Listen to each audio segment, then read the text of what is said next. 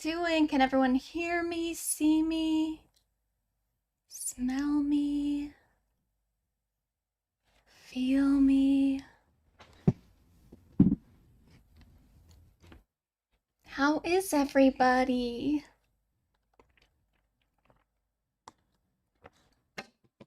I do want to start, before we get into like the pop stuff, I do want to just make a complaint real quick while everyone's kind of coming in. Because I saw something earlier today that kind of pissed me off.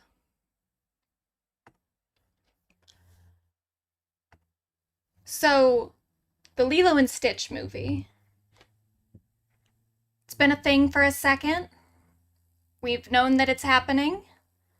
It's been pissing me off. A lot.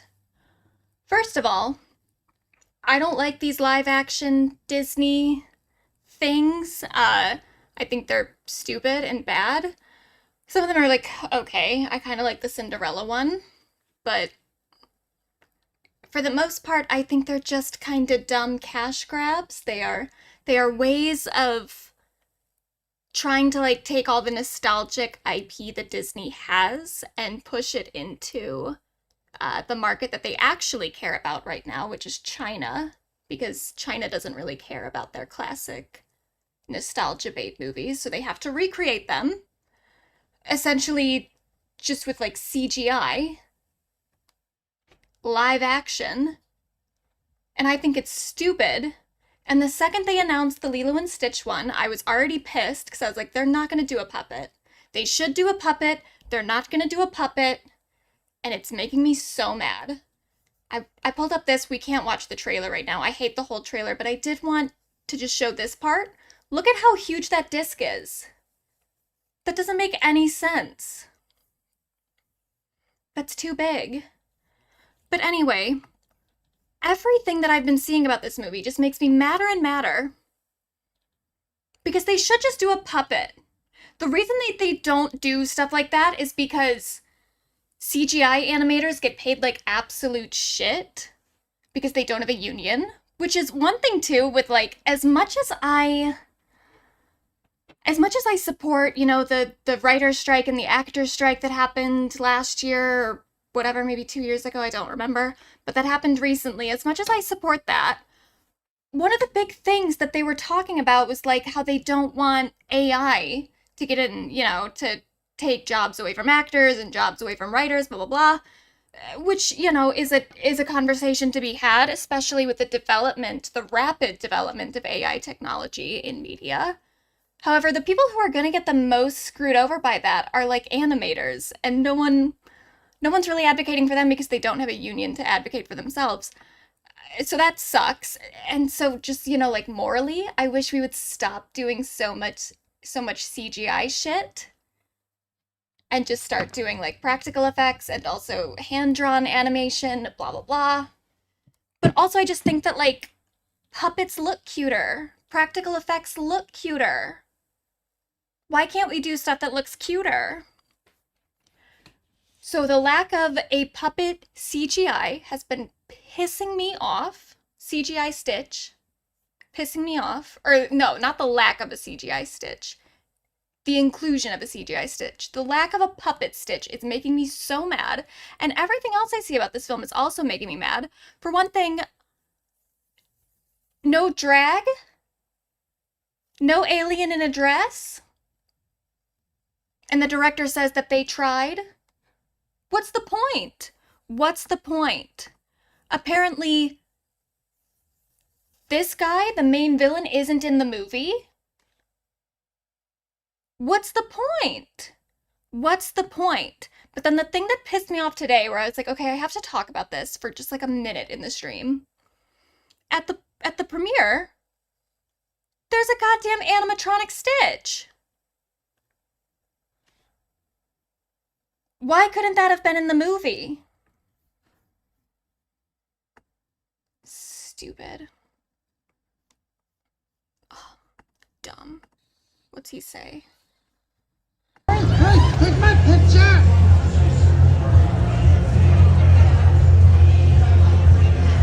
This is all I wanted. animatronic Stitch, like a little kind of gizmo looking thing, a little gremlin looking thing. That's all I wanted. Hey, take my picture!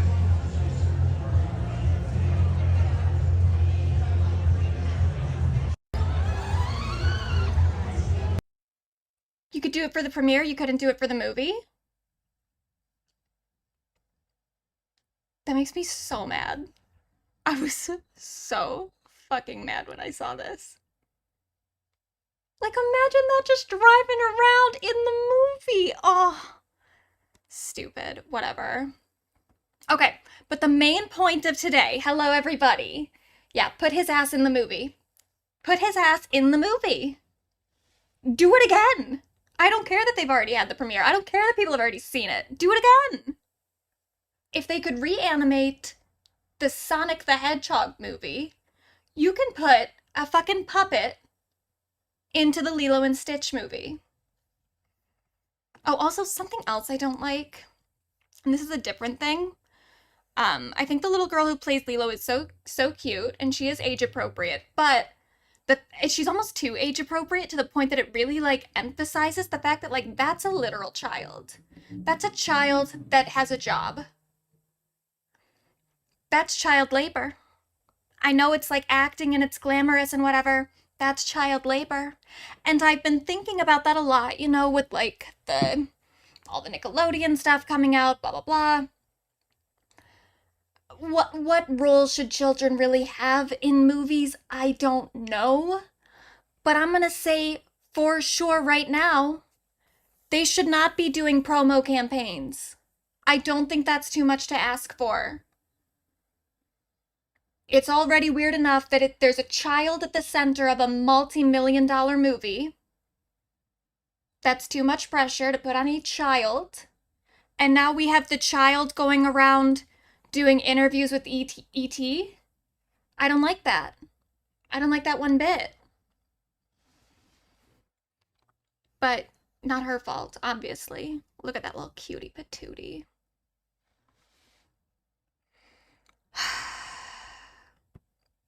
So yeah, that was my rant about Stitch. The reason we're here, though, nothing to do with that.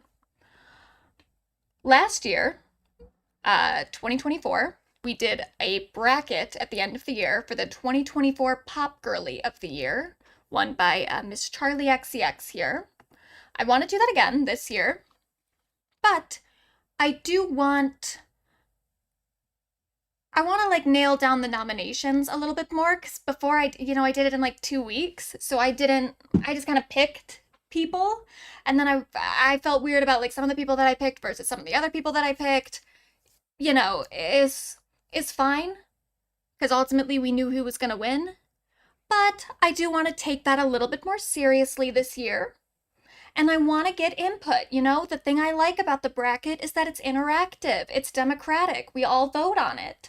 So I want to start doing semi-regular streams for Pop Girly News, where we can go over what all the Pop Girlies are doing, talk with each other about who we think should be in the Pop Girly bracket of 2025, especially because, like, for me this year,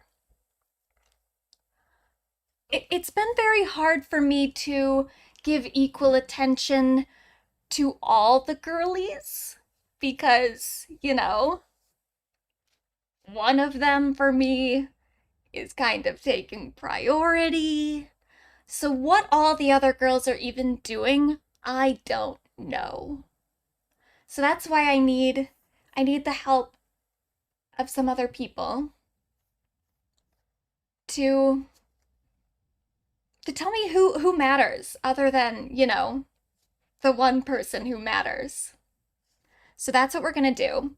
I said I want to do this kind of regularly, so today I've got a little PowerPoint of some stuff. I figure, you know, the format will evolve. We'll figure it out as we go. I don't know how regular it's going to be because I really only have like Sundays free, and then I don't have every Sunday free. So I think maybe like every other Sunday will probably be the goal for these streams, but we'll see. If you follow me on like Twitter, Bluesky, Instagram, etc. I'll post updates there of like when I think things will happen, but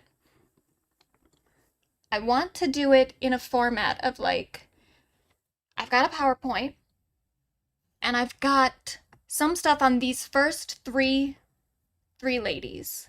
These are, I have a whole list here. These are all the most likely nominees because nothing is set in stone.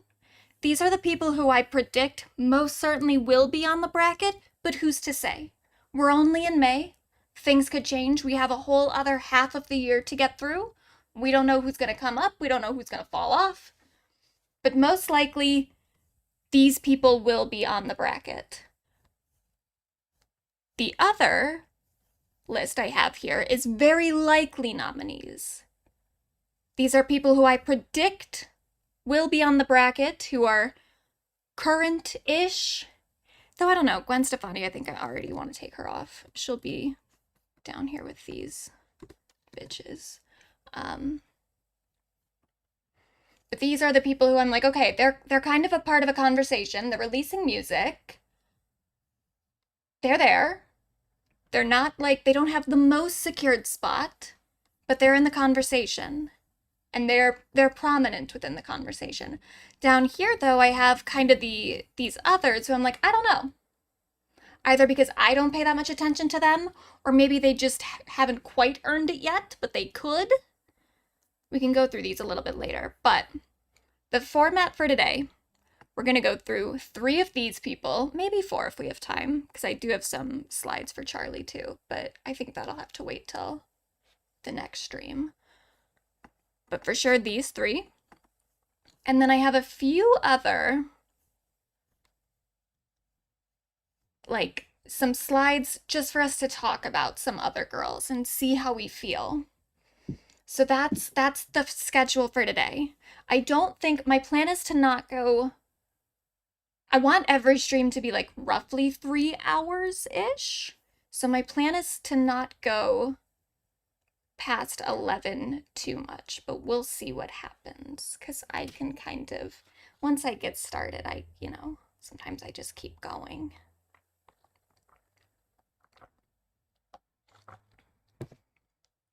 But all right, so let's really get into it now. So we've got Pop Girly News, Sunday, the 18th of 2025, May 18th, to be exact. This is where we're standing. So obviously, we have to talk about my girl.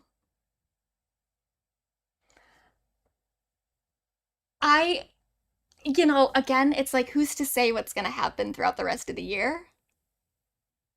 I just feel like she's the winner already, but that could be my bias. But I also just feel like, who's doing it like her right now? No one. No one. Who's ever done it like her? No one. Okay, so obviously what she's been up to, Mayhem, her album, fantastic, 84 on Metacritic, her highest scoring album, though that's also, the thing with like Metacritic is that they only take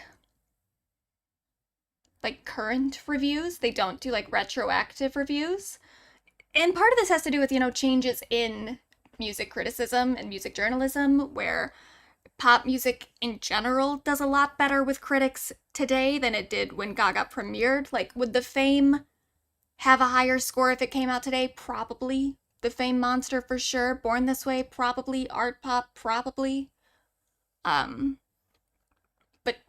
thus far, Mayhem, #1 album, critically acclaimed. And it is great. It's a great album. It's amazing. I love every track, except for one.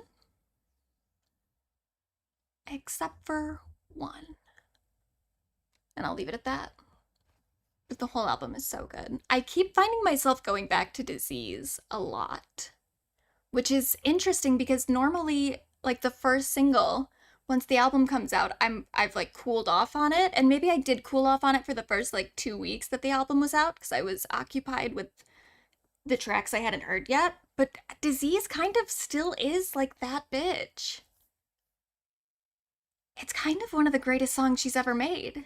And I especially think, well, we'll talk about it, but her live performances of it recently have been incredible.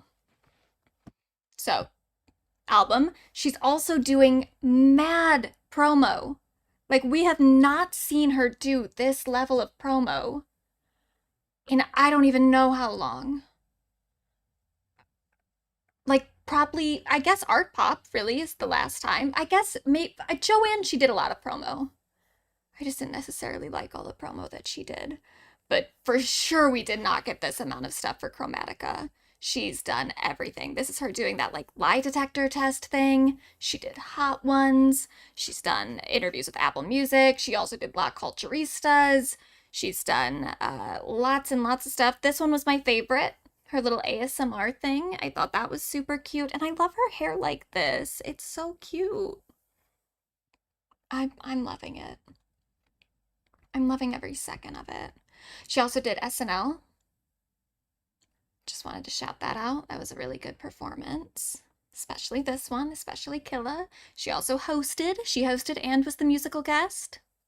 I do think in terms of the hosting, I think Charlie was still the best pop girly to host in recent years. But Gaga was good too. But Charlie, I think her sketches were funny. Like she's very good. And Gaga's good too, obviously, but I think for me the big thing with Gaga was the performances. I don't really even remember what sketches she did. She also did, and I didn't include it here, but I'm glad they didn't do a Domingo sketch for Gaga. Yeah, I like the Domingo sketches, but I do think that like they're so expected at this point whenever a pop girl goes on there. So I was kind of glad that they didn't do it. But I also, I don't hate the sketch. But at some point, it's like, what other thing can you do with that plot line, you know? I don't know. And then obviously Coachella. Incredible. Incredible.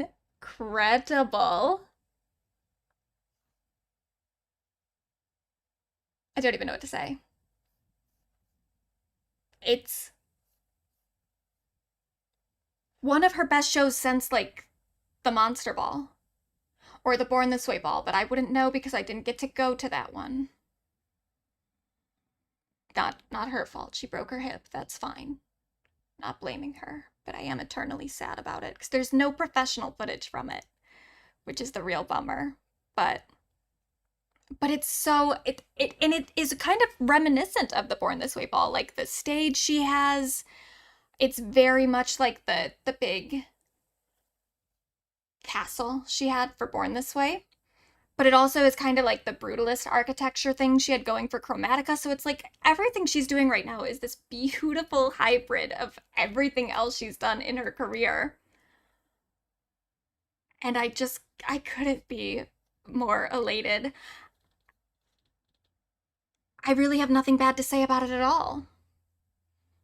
Yeah, one of the few Coachella headliner sets that's on the same level as Beyonce Bowl. Yeah, for sure. And people were like trying to compare them and being like, oh, Beyonce's better, Gaga's better, whatever. They're different. They're different. We don't need to compare. However, if I were to pick one. Yeah. Oh yeah, Beyonce Cella. Beyonce Bowl honestly was a little underwhelming. But I think that's because Beyonce is just at such a high level of performance that like for her to even do something that stands out from herself is like nearly impossible. And the same thing with Gaga, you know, especially, and that's why it's so crazy and so exciting for her to be at this point in her career right now. Because I honestly, guys, I thought she was kind of done. I didn't really want to like say it. And I even in my art pop video, I said that like I think that there is something in her that does still want to do this. I said there might be some more Gaga left in this lady, but I can't say that I was fully convinced. I kind of was, because there were little hints here and there, like the interludes on the Joanne tour were very classic Gaga. Chromatica had a lot of elements of classic Gaga. The Chromatica ball was incredible. But then she took so long to put out the film for the Chromatica ball. And then when I watched the film, it was pretty clear that like whatever editing she had been working on in the beginning, she stopped doing at some point and then just had someone else like edit the rest of it. So I was like, I don't know. I don't know if she wants this anymore. I don't know if she has that like passion. Maybe she's just fully moved on to acting and making makeup or whatever. And I was sad. I was really sad. But no, she's back. Like she's really back and she seems so passionate. I am getting a little worried though because her schedule is so packed. And I think a big part of why she fell off for so long, not fell off like in popularity, she was still a very big celebrity and was becoming increasingly popular with the general public. But why I think she stopped doing like big pop music for a while is that she just got fucking exhausted. Because when you look at like what she was doing from the Fame all the way up to like Art Pop and then Joanne, it was so back to back. Everything was back to back. It was hectic. It was new performances every time, like new outfits, new choreography, new stage setups. Like she was just always 100%, you know? And I just think that she got so tired. And so there is a part of me that even while she's like killing right now, I'm like, girl, take a break. Go take a nap. I don't want her to get burnt out. But I also think that maybe this is, I don't want to say the last big era from her, but I think that she is definitely getting ready to settle down with Michael and have some babies. So she probably will take a break after this in terms of, you know, pop stardom, and she'll be busy doing other things. And I'm happy for her. I'm just happy to know that she is doing what she loves, and I am happy to see that she is happy and passionate, and I love it and I love her. But yeah, Gagachella, incredible. I didn't think we were going to be getting something like this at this point. I really didn't. But we are. And it keeps going. I did want to play a little bit. I already did the I like checked the copyright so I can play this amount, this small amount. My one big complaint about Gagachella is I'm so fucking sick of hearing Shallow. I'm so sick of it. And I understand why she did it. Because it's a very big song. A lot of people like it. It won her an Oscar. Got her closer to that EGOT that she will get someday. But I'm sick of hearing it. And one of the reasons that with her and ballads, just in general, something that kind of drives me nuts about her, but that I also love because it's her and I love her. And it is funny. It's very funny that she keeps doing this. Whenever she performs a ballad, she can't just perform the song. She always has to interrupt whatever she's singing just to like say something in the middle of the song. And it's always just some fucking nonsense. Like just some, and sometimes I love it. Like, you know, with the Chromatica ball, she talked a lot about like reproductive rights and also LGBTQ rights, and I love that. I'm glad that she's speaking out about that. But also, I do wish that you would just finish a song. Just once. Just sing the whole song. All the way through. Just once. And she can't do it. And this one really cracked me up. This is at Coachella. I'll set it up a little bit. She does the part of the song where she goes, because I can't play this whole thing, so I'll get claimed. But it's the part of the song where she goes, oh, what does she say? And in the bad times, I feel myself.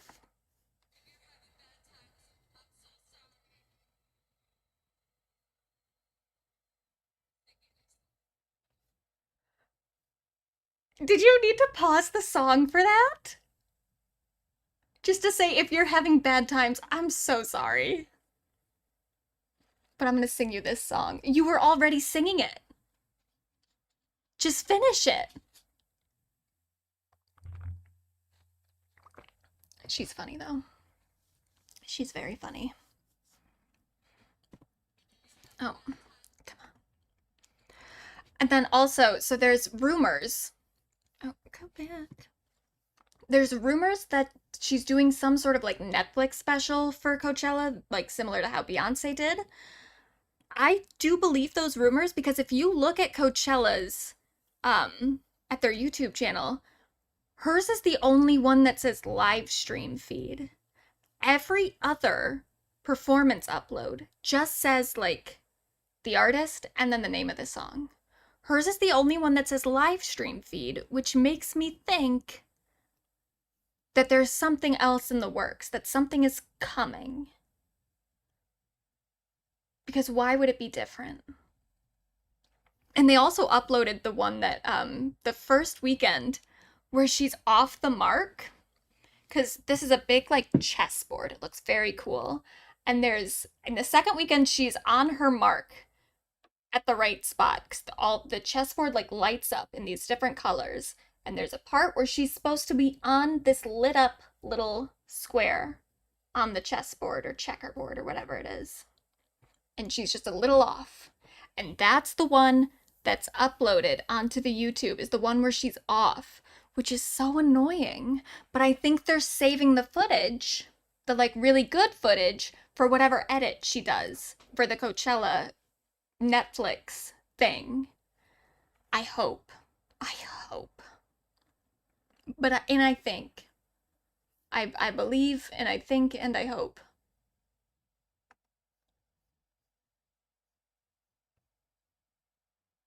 But yeah, incredible.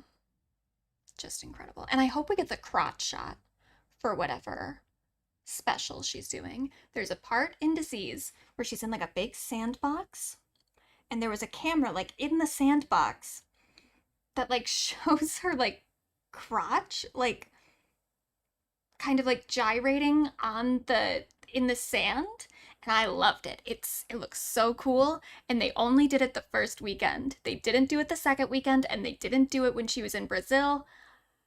I hope that it's coming back for like the big special. I hope that she hasn't just abandoned that and maybe like didn't like it, because I thought it looked so good. Then we have the Mayhem Ball. Now, this is where we get into a little drama. So, the ticket prices are kind of out of control. And now I don't think it's Gaga. I think that it's just Ticketmaster, because she didn't do... When Taylor did her Eras tour, she somehow negotiated to get, what do they call it? Dynamic pricing. She negotiated to get dynamic pricing turned off. Dynamic pricing is something where the prices just raise. They go up and down depending on demand. So when there's a big concert and a lot of people are trying to get tickets all at once, the prices skyrocket. And then when demand kind of cools off, they go back down. With something like Gaga or Beyonce or, in theory, Taylor Swift, but she got it turned off, when they announce their tours, everyone tries to get tickets right away, which means that if you want to get a ticket before it's sold out, which Beyonce's didn't sell out, but Gaga's did, if you want to get the tickets, you're going to have to pay an insane price It was like, yeah. Well, this is going with the Eras tour. They could reach anywhere from 11,000 to 22,500. But that was she had her dynamic pricing turned off, but that was, I think, just the resale. People would buy the tickets and then sell them on, I don't know, StubHub or whatever for insane prices. But Ticketmaster insists, it says Ticketmaster does not have surge pricing or dynamic algorithms to adjust ticket prices. That's fucking bullshit. That's just a straight up lie. I saw it, other people saw it. The prices changed as people were buying them. Saying that this isn't happening, that the ticket prices aren't being adjusted is just a fucking lie. I don't even know how they get away with it. Yeah, tickets were priced in advance of the sale and set at the individual seat level. No, they weren't. There's no way. There is no way that Gaga and her team or Beyonce and their team for that tour are setting the prices for those prices or setting the tickets for those prices. There's just no way.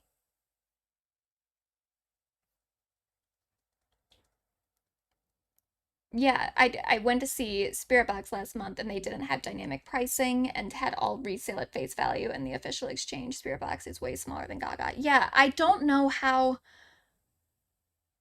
why these big artists like Gaga and Beyonce aren't getting dynamic pricing turned off. Like, I want to give them the benefit of the doubt and be like, maybe it's not that easy to get it turned off. But Taylor was able to do it. And Taylor, yes, she's huge right now. She's not that much bigger than Gaga and Beyonce. Like, ultimately, Ticketmaster wants Gaga and Beyonce to tour so that they can sell those tickets. They're going to agree to what they set. So I don't know why this stuff isn't getting turned off. Yeah, someone of Gaga's level is basically forced into Ticketmaster venues. There's really no venues of that size that aren't Ticketmaster venues, so they do that because they know Gaga can't really fight back. That's kind of true. Because, yeah, definitely smaller artists can go into smaller venues, whereas stadiums and arenas are, I think, 80% owned by Ticketmaster at this point, which is crazy. And it's like someone has to do something about this eventually, right? Right? We can't be doomed to deal with this forever. Oh, everything's bad. Everything's bad.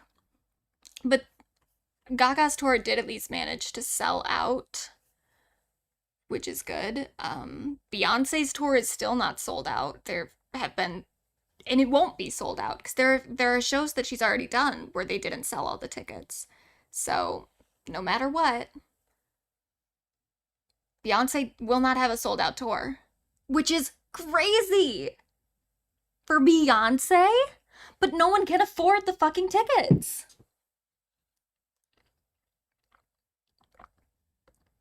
It's so sad. But I will be at the Mayhem Ball. That's all that matters. Paid too much for my ticket, but I got one. So it's fine. But I am a little pissed off about it. Because for the amount that I paid, I should be close. And I'm not close. But I paid what I could afford. And I'm gonna be there. So it's fine, I guess. Anyway. Oh, and she's added some dates too.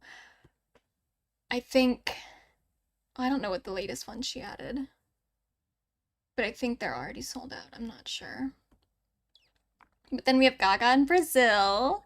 This was such an event.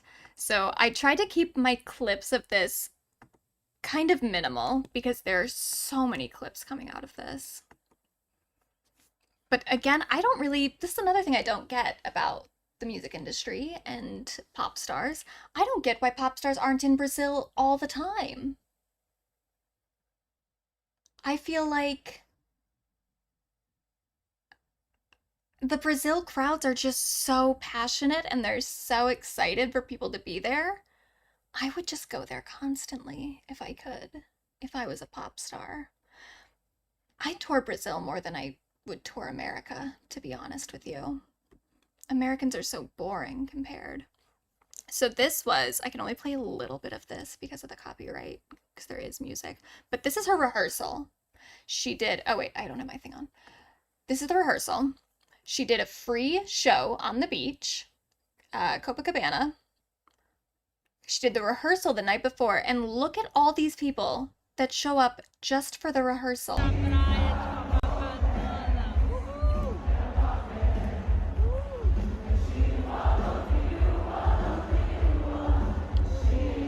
Incredible. I wonder what they could even see though, because they have those big gates up. Like you could probably see, I don't know, because those screens are pretty big.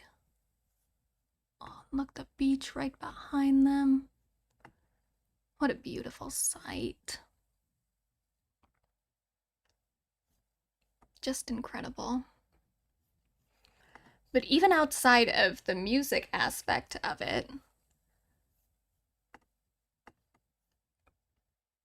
the little monsters in Brazil were just going so hard. And there is one video, there's a lot of videos from like outside of Gaga's hotel room, which she commented on during the show. She said, I heard you all night.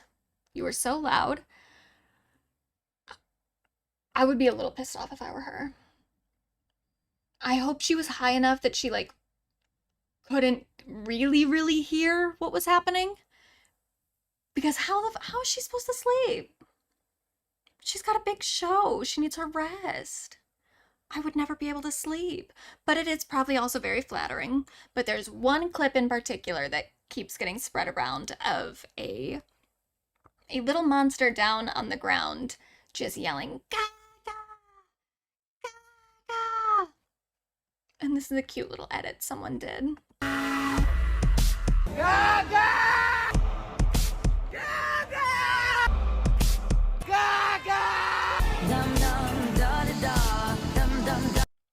So yeah, that was cute. There's a lot of clips though of people in Brazil just going nuts for her being there.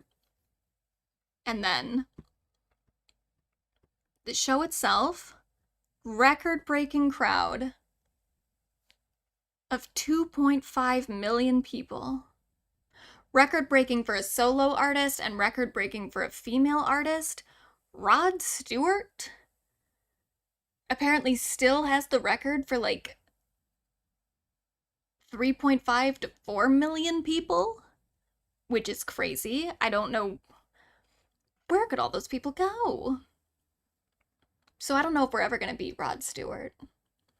But this was pretty great. That was pretty impressive.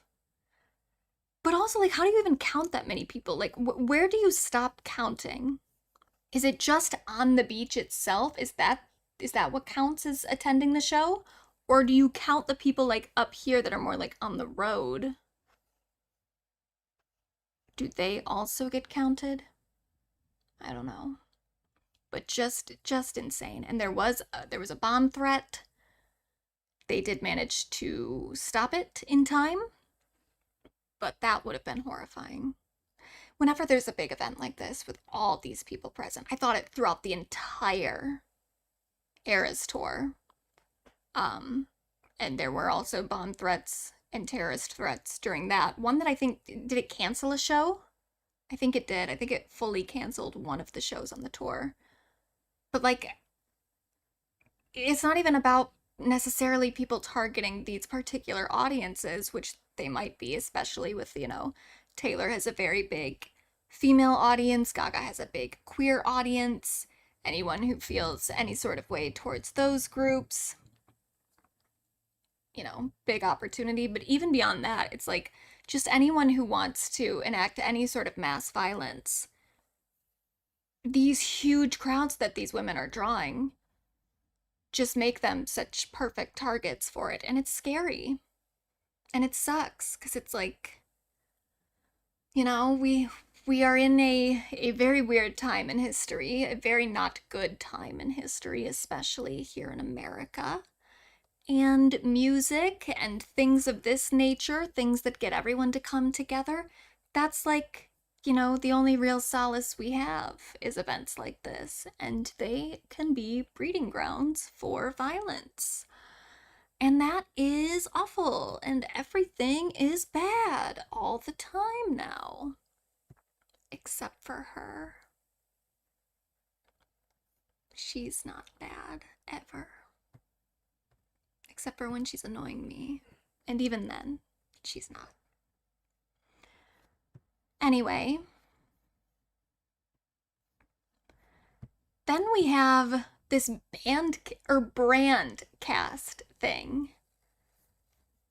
I guess it's like a YouTube event thing. There were some YouTubers there, but it's also mostly a brand company corporate thing where people, I don't know, they network and they do whatever. Did something bad happen during Gaga's show? I only heard good things. Just the bombing threat, which she didn't even know about at the time. She found out, I guess, from the media reports, which maybe that's better to not know going in beforehand, because it would kind of freak you out. But it also would suck to see the next day. I wanted to chime in on the audience count that it's estimated and impossible to verify. That figure for Rod Stewart is disputed, as is the estimate for Gaga. 2 million people is a lot of people. Yeah, I'm sure there are always going to be estimates because you can't count all those people, especially because it's a free show. 1.6 million people live in Manhattan, to illustrate. Yeah. I mean, saying for sure that there were 2 million people there is, I don't know. I don't know, because it's like, when do we get 2 million people in one place? I think we would have to do some sort of like experiment, really. Like, let's get 2 million participants to actually just go down to the Copacabana beach and just see what that looks like, Yeah, but 1 million people in a free show is not unheard of here in Brazil. Yeah, I mean, Brazil, again, just kind of goes crazy.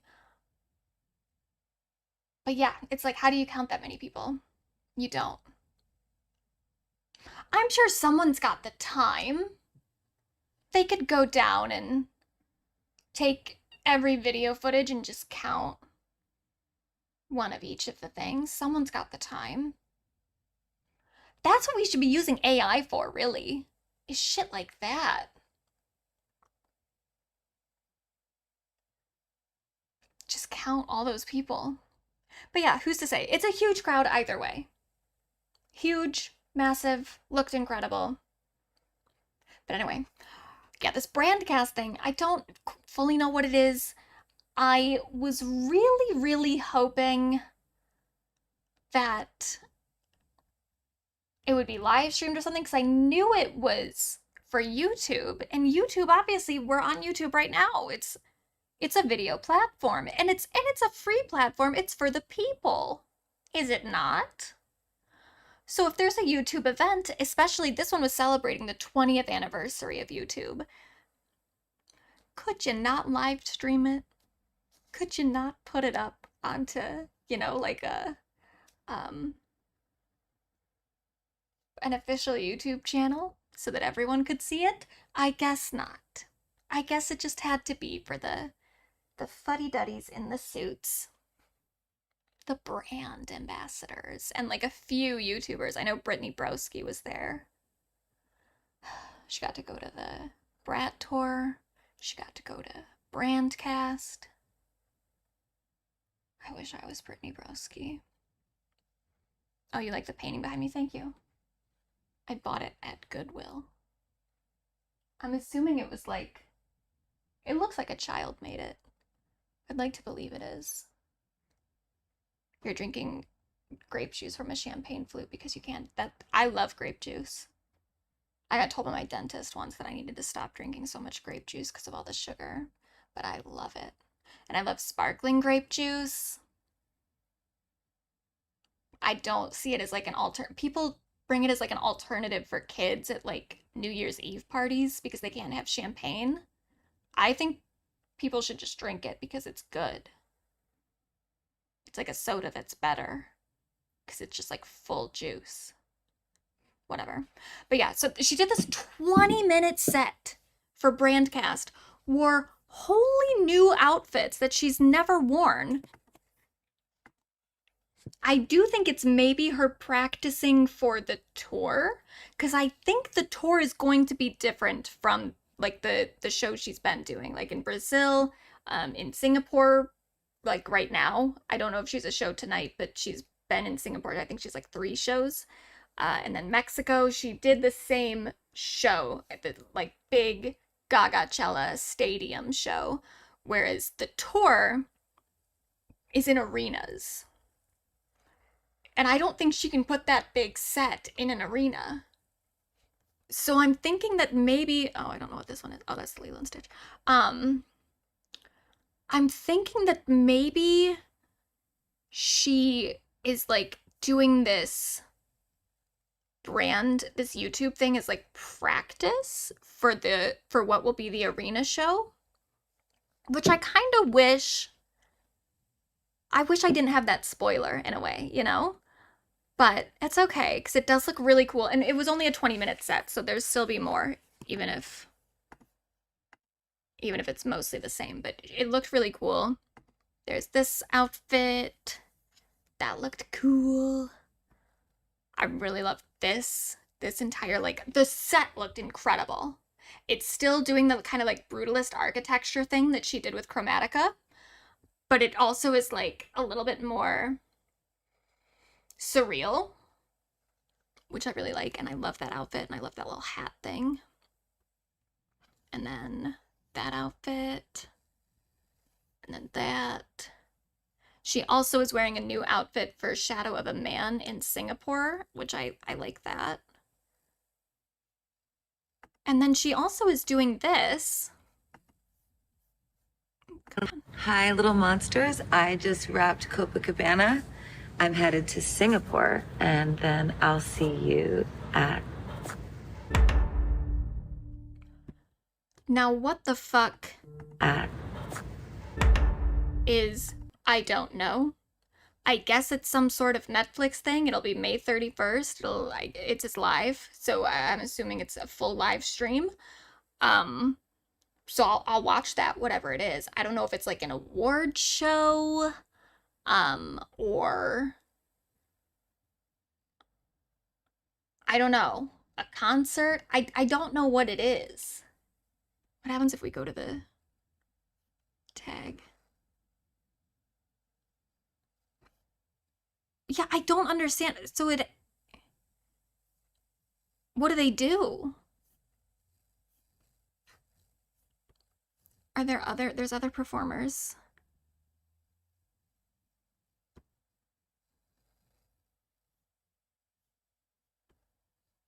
Ben Affleck, what's he gonna do? Why do you have Twitter in daytime mode? Doesn't hurt your eyes. I like it. I don't know. My boyfriend, he has everything in night mode. And I know a lot of people do that. I don't like it for some reason. I think maybe if I got used to doing everything in dark mode, then I would maybe just get used to it. But I don't know. Every time I switch it to something to dark mode, I'm like, oh, this doesn't look right. I wish you could change it to pink. You could change a lot of your colors on Facebook to pink, and you can kind of change some colors. Though the Facebook one, actually, I did that with an extension, and I think it broke after a while. Yeah, it's a variety show, but like, what are they gonna do? Because it's for Netflix, so it's like, are they doing...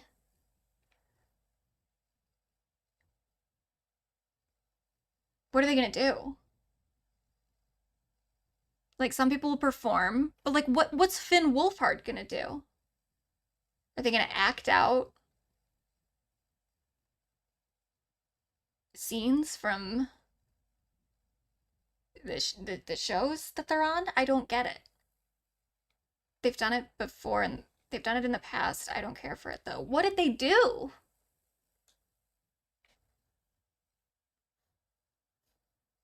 I guess I'm gonna watch it. I'm gonna see what they do.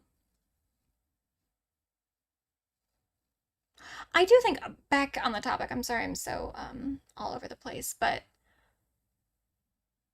I just don't think it would be that hard for websites to have like other colors. I don't know much about web design, but I just don't feel like it would be that hard. If we could all customize our MySpace pages, why can't I make my Twitter pink? Why can't I make my bluesky pink? Bluesky really, I like bluesky. The vibes are a little bit better. Sometimes the vibes are too good though. Sometimes I go to Twitter just to start fights. Cause you can get into a fight on bluesky for sure, but it's not the same. It doesn't have the same kind of snarkiness. It's more like just know-it-alls correcting you on things. Twitter's got more of an edge, but I do like bluesky, and I would like to be on bluesky more. However, it really is starting to piss me off that I can't do bookmarks. I say starting to, it's pissed me off the whole time, but it's making it like harder and harder for me to stay on bluesky because I use bookmarks so often on Twitter. And I know I could just bookmark stuff like on my own browser, but that's not the same. That's not what I want. I want to bookmark things directly on the website. First look reveals and can't miss live performances. Yeah, I guess the first look reveals kind of, that makes sense, like little clips. I only follow cat accounts on bluesky and the vibes are immaculate. Yeah. I'm sure there's a lot of cat stuff. I do feel like there aren't enough niches on bluesky. Cats, every website if you look has cats and dogs. And that's great. Can never get enough of those. But I don't feel like I don't feel like there's an active enough stan bluesky the way that there is like a stan Twitter. And yeah, I need there to be a few more niches. But that's a problem, with like the amount of people that are on bluesky. There just aren't that many people on bluesky yet. Not the way that, there's still a lot of people on Twitter. People. That's the thing that's really annoying though, is that Twitter is way more active, but so much of Twitter's user base is definitely just bots. Like they're not even real people. But they're active. But yeah, there's just little things with bluesky where I'm like, we should have bookmarks. We should have bookmarks, and you should be able to do polls. You can't do any polls on bluesky. But that's okay. They'll get there eventually. Or they won't. And then where will we go? I've thought about going back to Tumblr recently. I had a dream about it the other night. I had a dream that I made a new Tumblr because I'm like, fucking for sure. If I'm gonna tell people that I'm on Tumblr, I'm not going back to my old account. For sure. Because I don't even know what's on there. And I don't want to confront that. And I don't want people to see that. So I'd have to make a new account. But I had a dream the other night that I made a new Tumblr account. And I was like, this is just going to be where I go now. But I don't even think, it's like the internet sucks now. The internet sucks and we're trapped here. We're goddamn trapped here.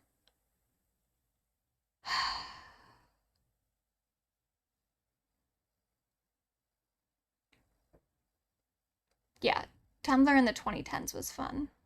And I'd go back to that, but I just don't know that still exists on there. And in web development in general, it's just gone so downhill. I saw a tweet recently that said, it's incredible that Wikipedia still works as well as it does, while every other website is just like in a rapid decline. And it's true. God bless Wikipedia. Yeah, every single day I have to block bots on Twitter interacting with me. I'm getting to the point where I might do one of those automatic, no, I guess it doesn't even matter at this point. I was gonna do one of those automatic things where you block every blue check, because I'm sick of that. I'm sick of going to the replies. Like, let's go to the replies for this. Oh, there are no replies for that. Let's just go to a random.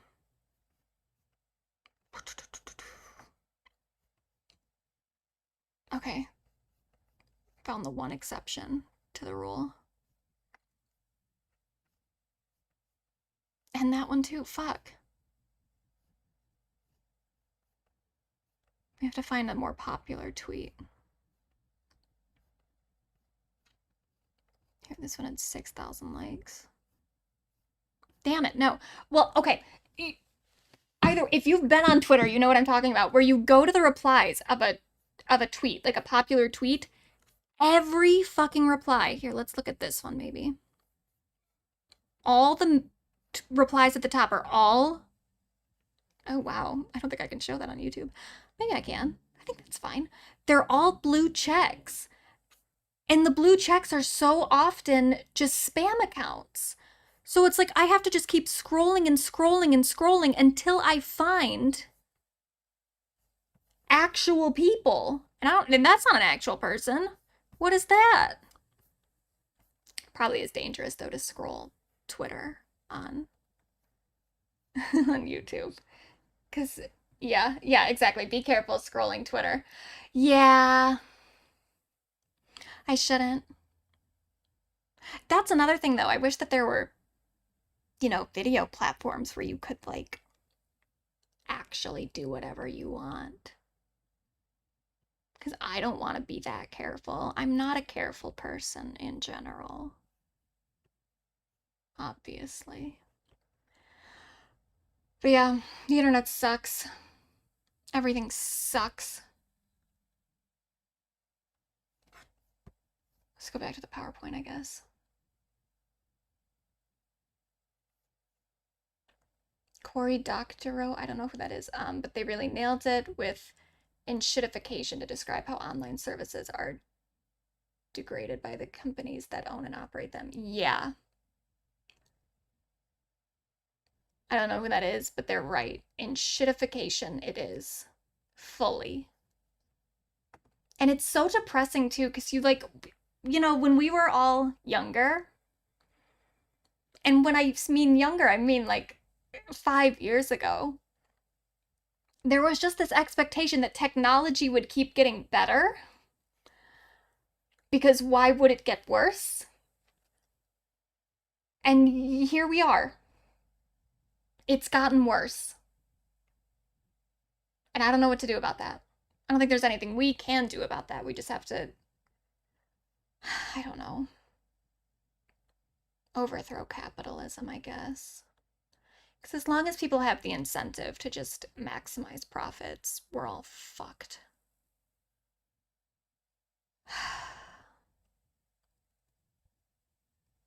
So anyway, Gaga's gonna be on Wednesday, the Netflix show. I have not watched it yet. My dad really wants me to watch it. He's wanted me to watch it for years. He loves Wednesday. My mom, she watches like everything. Everything. She watches everything, and I saw her on Mother's Day, and she made a comment, and she was like, "Oh, I'm really behind on my TV." And then proceeded throughout the rest of the day to name like 5 different TV shows that she's apparently watched that I've never even heard of. Her media intake is crazy. My dad, though, my dad really likes Wednesday on Netflix, and he just brings it up constantly. There's no variety for him. My mom pushed Atlanta for a long time, but there were other shows. Like anytime I see her, she's like, "Did you watch this? Did you watch this? Have you watched this? You should watch this." My dad, every single time, is like, "Hey, Jazz, did you watch Wednesday yet? Really think you'd like it, Jazz. I really think you'd like it." And if you knew my dad, you would know that that was like a spot-on impression. Spot on. He loves Wednesday. And when Gaga was announced to be on Wednesday, he's like, "Oh, now you gotta watch it. Have you watched it yet?" And then he told me, I was like, "Oh yeah, I'll probably watch it because Gaga's on." And he went, "Well, start at the first episode." I was like, "What? As opposed to what?" I know how to watch a TV show. What? Start at the first episode? Yeah, obviously. What else would I do? So I gotta watch it, I guess. I don't know how big Gaga's role is gonna be. I don't know if it's just gonna be a cameo. I don't know if it's gonna be like a full part, but I guess I'll watch this stupid ass show. But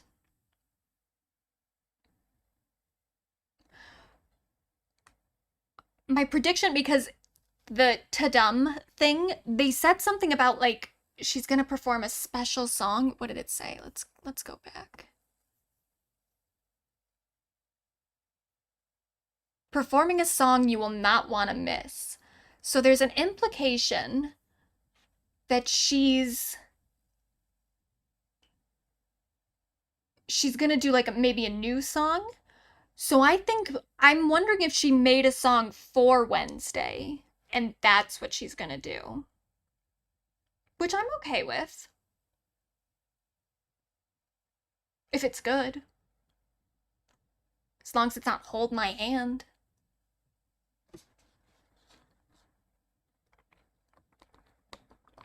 I think Gaga, as much as I don't always love Tim Burton, I do think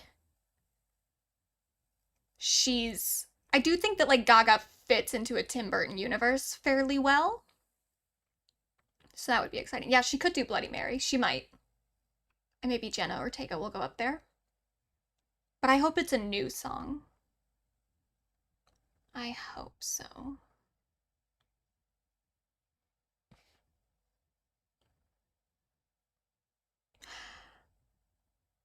Why did I put this on here? I don't remember.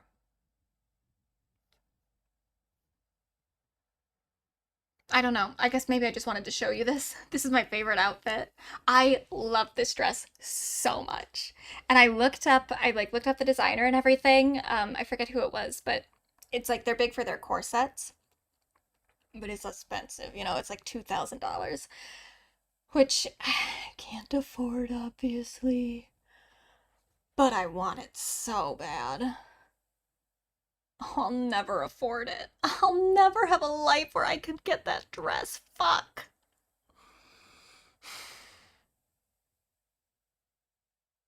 Girl, I'm so tired of Hold My Hand. I know.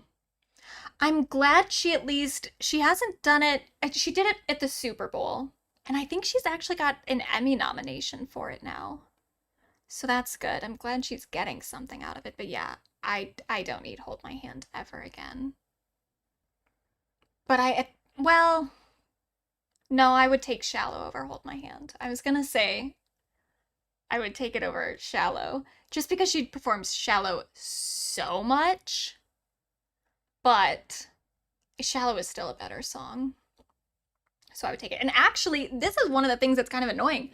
When she did that Brandcast thing, her performance of Shallow during that was maybe her best performance of the song ever. Like when I watched the clips on Twitter of like people who were just in the audience, it was really good. I'm not a big Shallow lover, but I would watch that performance. Especially because since she was doing it to like, the corporate people, the brand ambassadors or whatever the fuck they were, the people in suits who just stood there the entire time and didn't dance. Because she was doing it to that audience, she didn't do her like normal interrupting in the middle of the song. And I think that might improve it for me if she could just do the whole fucking song just in one go. Maybe they'll put it on YouTube later. I don't know though. I don't know if they ever do, because I know they've done that Brandcast before. I don't know if they've ever actually uploaded the video afterward. Maybe they have. I don't know. Oh, okay. So that's the end of Gaga. Oh, I did want to play this clip, because here's the thing, and I don't want to go into it too much, but I do just think it's interesting that since a certain person is no longer working with Gaga, suddenly everything is better. The choreography's better. maybe that's a big clue right there. But also, like, just in general, the creative decisions are better. They're more Gaga. They're more, they're just better. I just don't even know another way to say it. They're just better. And it was immediately noticeable the second that the Abracadabra video came out. It was immediately clear that a certain person did not direct it or did not choreograph it. Everyone knew right away. They knew right away that a certain person wasn't involved because a certain person has been involved since Gaga's career has kind of been on a downslope in terms of the pop career. Obviously, she's still big with the movies and everything, but when she does big pop stuff, there's been something a little lacking. And I don't think it's a coincidence that that started to happen when Lorianne Gibson left and a certain person took over. That certain person is not only a bad choreographer, so I'm not even just hinting, we're just saying who it is. Obviously, it was her choreographer, Richie. Not only was he a bad choreographer, he's also a fucking dick. He almost ruined the Chromatica ball because he was so abusive to her dancers that a whole bunch of them quit right before the tour started. Or right at the beginning of the tour, one of the two. I don't remember if she had started doing shows yet. I think no, she hadn't. It was like right before. There's a big Rolling Stone article that came out talking about how awful he is to the dancers and how they couldn't take it anymore and they had to leave. And he also, you know what? Who cares? We're here. We're here. Let's... Because this I also think is fucking ridiculous. And I wanted to talk about this for a second. One time, this motherfucker went on Dr. Phil. Sorry, there's an ad. Did Gaga fire him for that? He hasn't returned since then. So, what exactly happened behind the scenes, we don't know. They were very clear, all the dancers in the Rolling Stone piece were very clear to say that, like, Gaga's not the problem. She also, a lot of the stuff that happened between him and the dancers, she didn't know about. She wasn't there. They were very specific to say that none of it was, like, Gaga's fault. You know, it is a little hard for me to believe, given some of the stuff that has been said. It's hard for me to believe that she didn't know that anything was happening, but I don't know because she has also made a few comments recently in the wake of this album that she feels like she's in control for the first time. And maybe he has something to do with that. Maybe his presence in her career. Maybe she felt like she could not hold the reins because of him. There is a moment in the Poker Face performance during Coachella that people think is her referencing him. I don't know if it is, but I think it's possible. Yeah, rumor is Michael is responsible for why Richie isn't around anymore. I think, yeah, it could have something to do with Michael. It also, I think, especially after the Rolling Stone piece, she could not continue to work with him. Even beyond however she feels about him, it would have just been such a bad PR move after that happened, after her dancers left because of him, for her to continue with him as her choreographer, especially because his choreography sucks. To give you an idea here, I'm just gonna say this about our next pop girly that we're gonna talk about. Richie is currently the choreographer and, like, the creative lead for Jojo Siwa. So think about the dances you've seen Jojo Siwa do, and that's Richie. But here he is on Dr. Phil being an asshole to this woman. I guess this Dr. Phil just sucks. What a piece of shit. He had this woman come on who like has a dream to be a dancer or something, and they just brought her on to like tell her that she's stupid and her dreams aren't ever gonna go anywhere. And Richie came on to be like, yeah, give up. And I just think that this is so...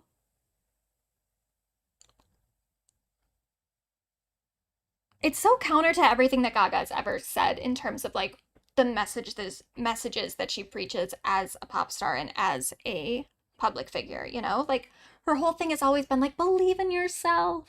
One day you'll be up on this stage and I'll be in the back cheering all you on. That's Gaga's thing. And then here's her choreographer on Dr. Phil. Do your audition, whatever you do. So let me see this. Here we go. It goes 5, 6, 7, 8. Give me 1 and 2 and 3. Ready? Here we go. Let's try it. And 5 from the top. 6 and 5, 6, 7, 8. Give me 1 and 2 and 3, 4. Hit, up, down, snatch, hot, get, again. 5, 6, 7, 8. Give me 1. Get. Hit, cooch, cat, up, down, snatch, switch, around, hit, high. Now give me a freestyle this time. She's and not 5, awful. And 6, and 5, 6, 7. Let's work. Give me hot, get, and hit, hot, pop and around, get, 5, 7, 8, 1, 2, 3, 4, 5, 6, 7, 8, like 5, especially 6, for just learning. and freeze. Okay. She's not awful. Like, I don't know why they're being such a dick to her, but then he goes But does she have on. it precisely enough? No. Someone else would have the code. But does she have it precisely enough? No. Someone else would have came in there and nailed the exact style. And what I mean by that is like where the hands go. Why are we doing this? The head, the hands have to feel like out of nowhere, Fosse jazz, pop. But then it's like shade, kick, around, hit. He's so annoying. Oh, and he loves it. He loves that people are cheering for him. All right. Oh, look at him. Oh, he's so smug. And when you were working with her, you said she fought back instead of took the coaching. Yes. And that's not good. Because no one has time for that. I need to see steps, vibe, and energy, not my feet hurt, this doesn't work, my hair, my this, my that. What was your experience? I had a wonderful time working with Richie. I don't think I fought back at all. I think that I expressed how I would add my own style to it. I expressed how I would add my own flavor to it. Yes. But as you can see, I delivered exactly what he gave me, and I did it with full energy, and I think that he would love to work with me again. No. You know you love me. I would have to see her against a room full of professional, qualified dancers, and then I would know. Yeah. Because It's just like unnecessary. Like, you just did not need to participate in this whatsoever. And she is actually being so nice. Like, even as he's like kind of shit talking her, she turns around and she's like, I had a wonderful time working with him. Like, I don't even know why this segment happened. We just made a whole segment telling someone to not follow their dreams. Ridiculous.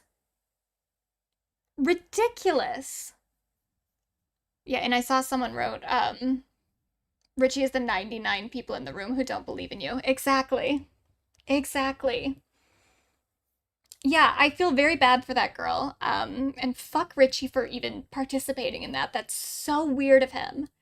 And especially too when he's going around being like, oh, she doesn't have it. She doesn't have the sass. She doesn't have the attitude. She doesn't have that thing. It's like, and Jojo Siwa does. Sorry. I don't want to be a dick. But like, Jojo Siwa is talented. Like, she knows she is a good dancer, but like her energy, she is just energy forward. And when he's like, oh, you don't know why you're moving your head like this. It's like, does Jojo Siwa know why she's making the movement she's making? Like, you're talking a big game for someone who, like, I don't know that the work I don't know that your resume really stacks up to what you're putting out into the universe.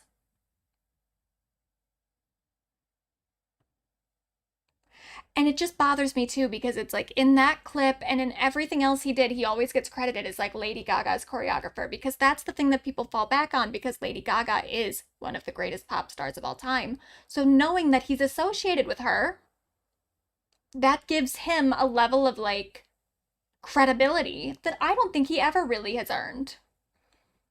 Even like, I remember Gabby Bell, who I like, good creator, but she made a video about Jojo Siwa and Jojo Siwa's dances, and she was talking about like, oh, is it Jojo that's making this dance look weird, or is it the choreography? And she brought up, she's like, well, her choreographer is the same person who worked with Lady Gaga, and Lady Gaga has good choreography. And then she put up a clip of Bad Romance on the screen, and I was like, that wasn't fucking Richie though. Everything that people think about, like, you know, the golden years of Gaga's career in terms of the dancing, in terms of the performances, most of that was not Richie. Almost all of it was not Richie. But he has been riding her coattails for a very long time, because his association with her is what he built his name on. Let's be clear. And then, after Abracadabra came out, he put up something on Instagram saying something about how everyone was asking him if he choreographed Abracadabra because it looked like his movements. No one thought that. No one thought that. Everyone, as soon as Abracadabra came out, everyone knew that it was not Richie. And we were elated. We were so happy. So no one was asking him that. And then he implies that they stole those moves from him. And then he mentioned, he was like, my moves from Bad Romance, from Poker Face, from blah, blah, blah. He named a whole bunch of songs where he was not the lead choreographer. Lorianne Gibson was the choreographer. He was the assistant choreographer. So yeah, maybe he came up with a few of those moves. But isn't it so interesting that all the songs he named were from before he took over as her lead choreographer? As soon as he took over as her lead choreographer,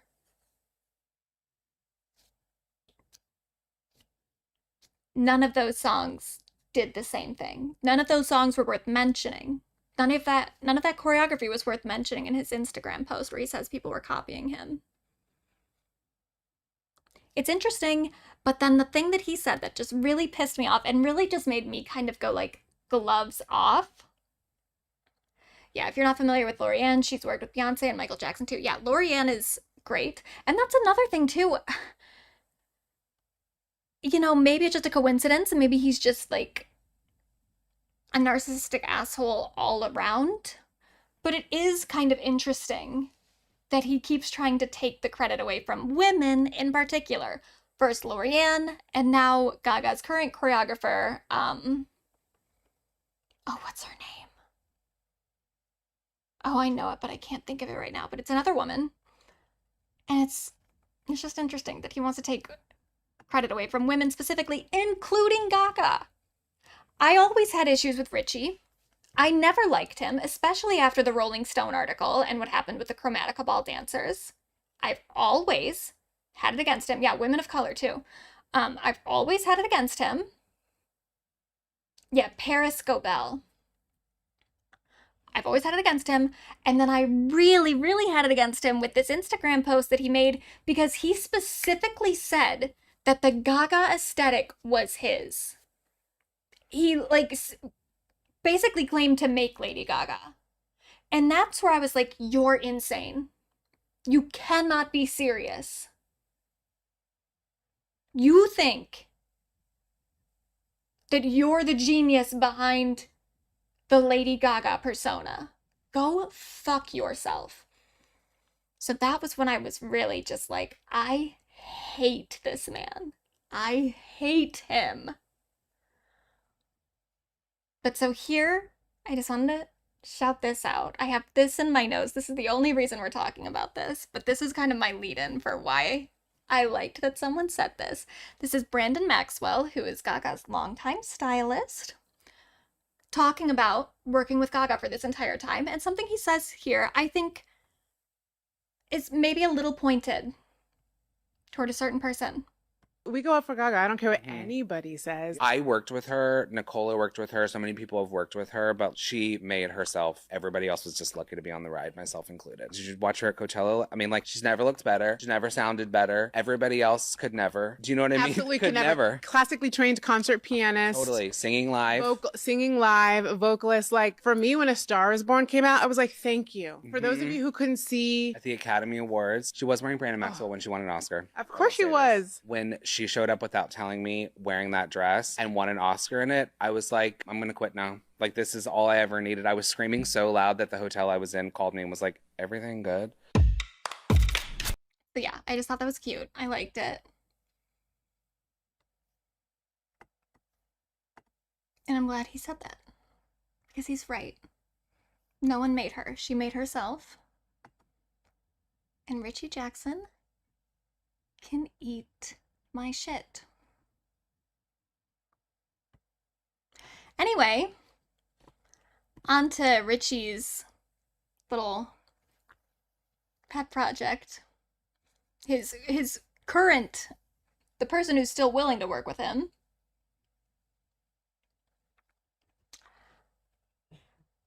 Miss Jojo Siwa.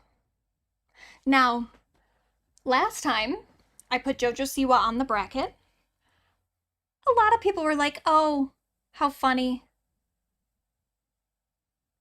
What a weird thing to do to include Jojo Siwa. And then Miss Jojo, I think, made it past like 3 rounds, or made it into round 3. Yeah, she made it past the first 2 rounds for sure. She might have made it past round 3, I don't remember. But she at least made it to round 3. So, like, Jojo...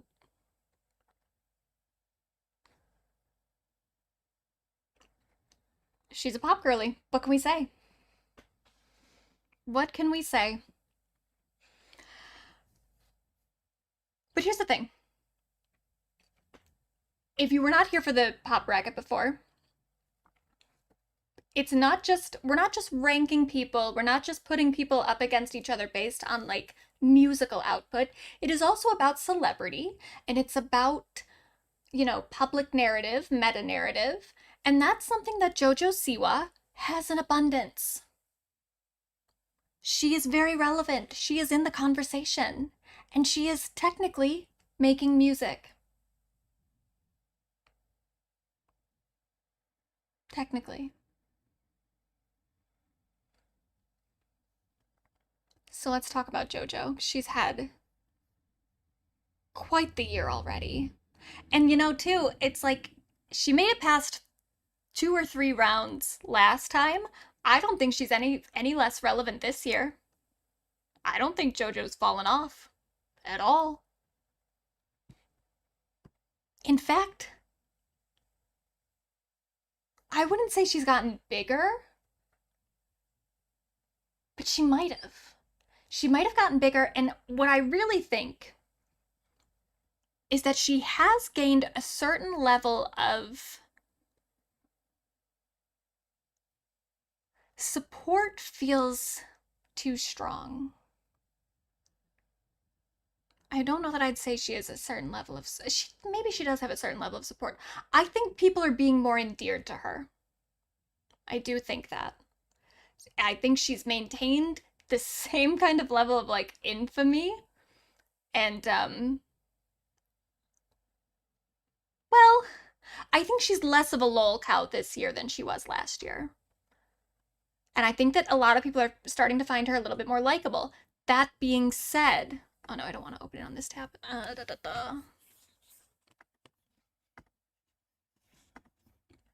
That being said... be quiet.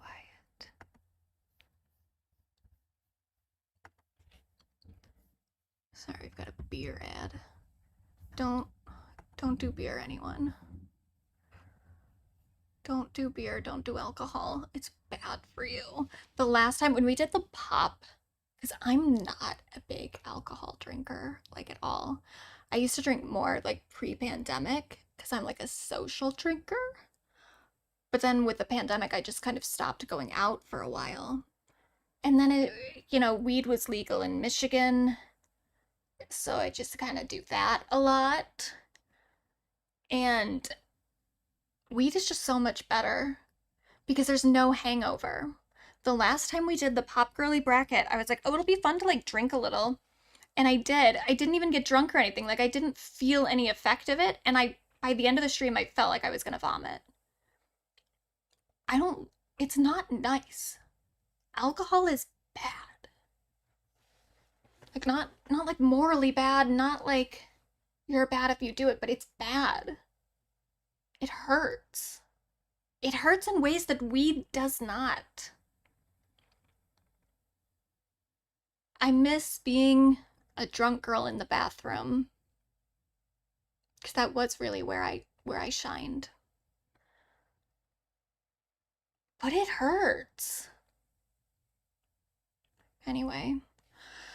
This is one of her new music videos. Oh shoot, I don't have my like dislike thing extension active on this window.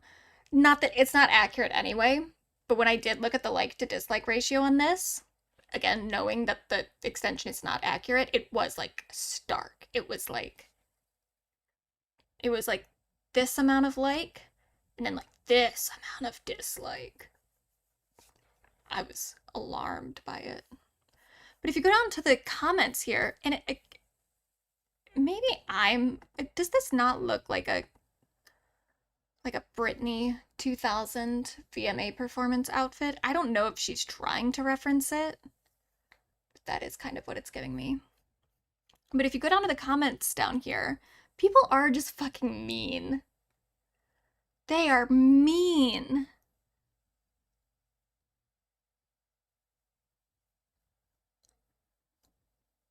Like, gonna play this at my funeral so people will be jealous I'm in the coffin.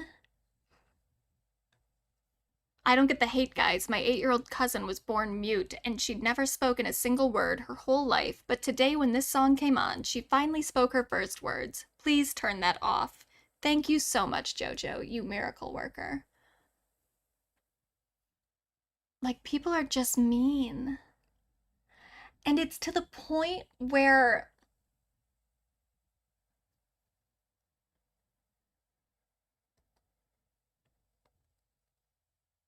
it's like, is this necessary? I know she's kind of cringe. I know she also is pretty problematic, too.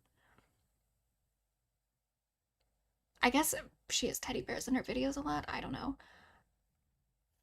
But it's like, do you have to do all this? Can't you just be normal? Can't you just, like, laugh at the little clip of her going, like, dream guest on my podcast? Can't you just laugh at that and move on?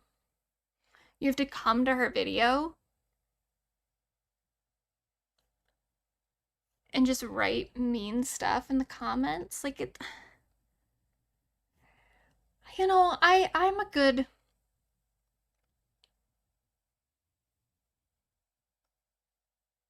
big hater sometimes. I enjoy being shady. I enjoy being a little mean from time to time, a little bitchy. But it's like, people like this just kind of take the fun out of it. Because now it's like, well, now I actually feel bad. She doesn't deserve all this. And especially, like, when Karma came out, I remember people putting it on, like, worst songs of the year list. And I'm like, I'm sorry, it's not that bad. I wouldn't say it's good. I don't really like it. I especially don't like this new song she just put out. Bulletproof. Grammarly ad. I hate Grammarly, by the way. I had it downloaded on as like an extension for a minute, and it sucked. It would like correct me on things where I was definitely right, and I don't know, I just didn't find it useful at all. And then it kept being like, oh, upgrade to premium to get this feature. And it's like, why would I upgrade to premium when I already don't like what you're currently doing? Like, I'm not impressed. So yeah, that's my don't buy Grammarly. Unless the ad showed up on one of my videos or my stream, and then click on it. It's free. It's fine. But yeah, don't get Grammarly. Yeah, this song sucks. But it's also like, it sucks in ways that a lot of other songs suck. Like, it's not unique. I don't know why people have to be so extra about it. This part really annoyed me though. I'm gonna play just a second. Like, literally just a second. That made me so mad because it's like, why is that like that bullet sound, the gun sound, but it doesn't match what's happening on this? Like, it's just one sound, and then these four, like, why didn't you have them like bam, bam, bam, bam? Would it have been that hard? I've been doing a lot of, for the Ed Gein video, I've been paying like a lot of attention to my like sound design, and I've got like clips of people walking, and I've got to do like the sound of like the footsteps and stuff. And so just looking at this, it just pissed me off because I'm like, that's just four. You just needed four. You could have repeated the same sound for all four bullet holes. It just wouldn't have been that hard. Stupid. But it also, the song, it's got like, it's not a sample, but like an interpolation of like a nursery rhyme. It's the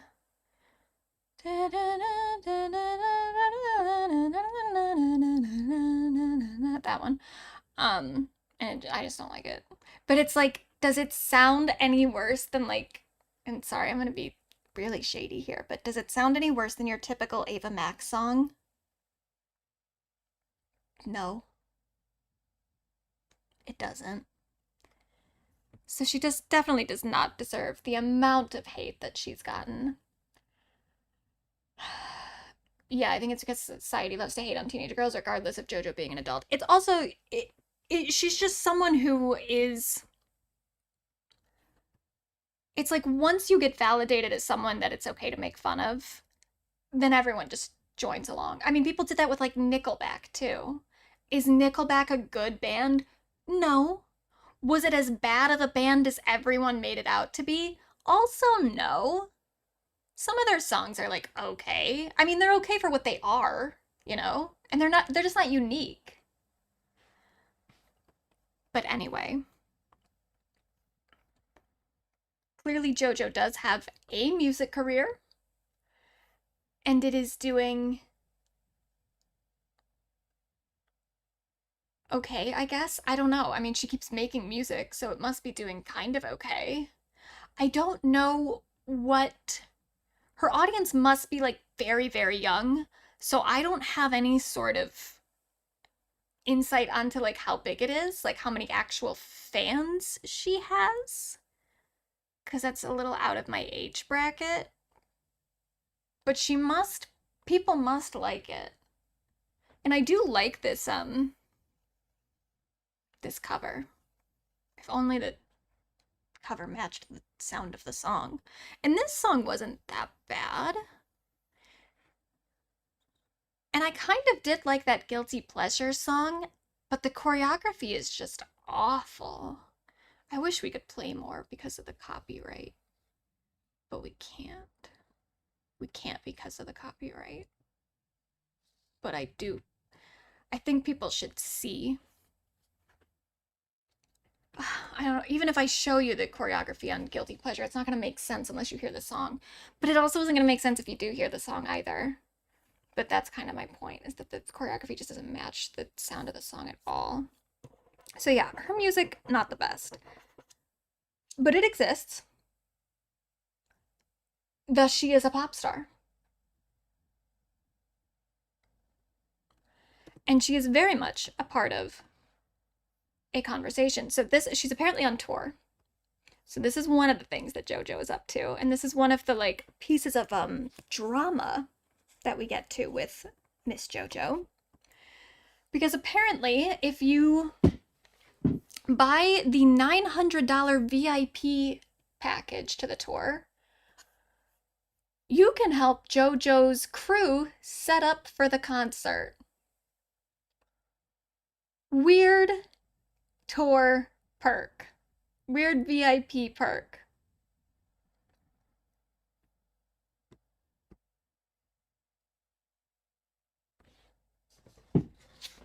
What?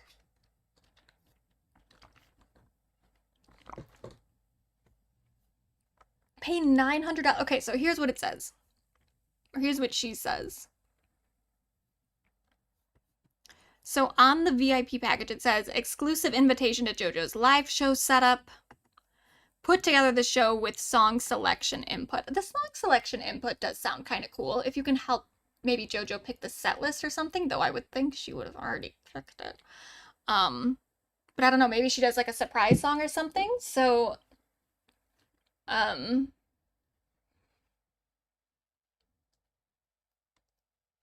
so maybe you help her pick that? I'm not sure. I don't know what put together this show with song selection input means. Hasn't she already selected the songs? But whatever. In an interview with Access Hollywood, she described the Dream Guest VIP as the most exclusive package offered for the upcoming tour.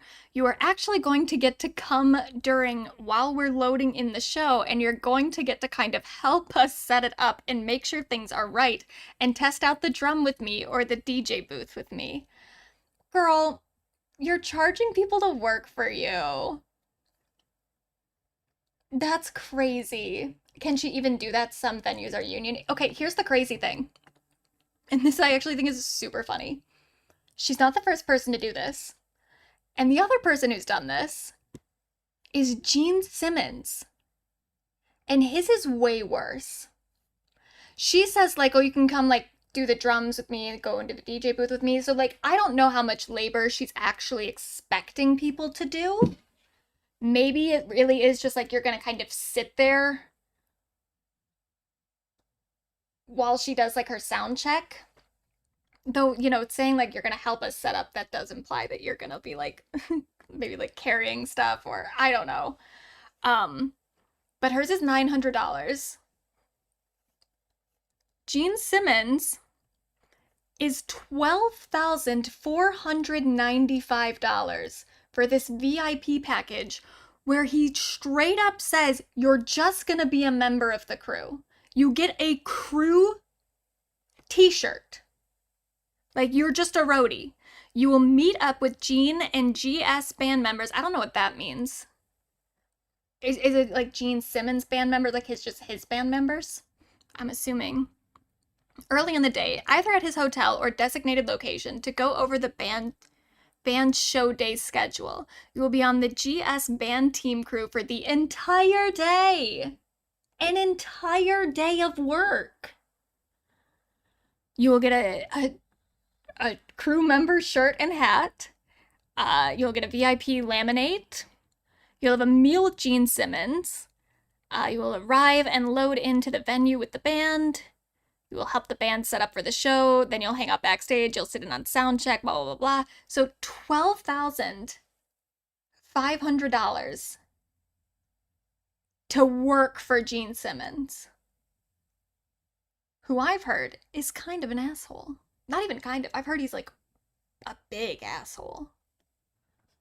So, not as bad. JoJo's is not as bad as Gene's. But I do think it's funny because, you know, when she came out with like her Karma thing and she was in that outfit, the big comparison was she looked like a member of Kiss. Do you think she got the idea from Gene Simmons? Do you think that she's like just a huge Kiss stan?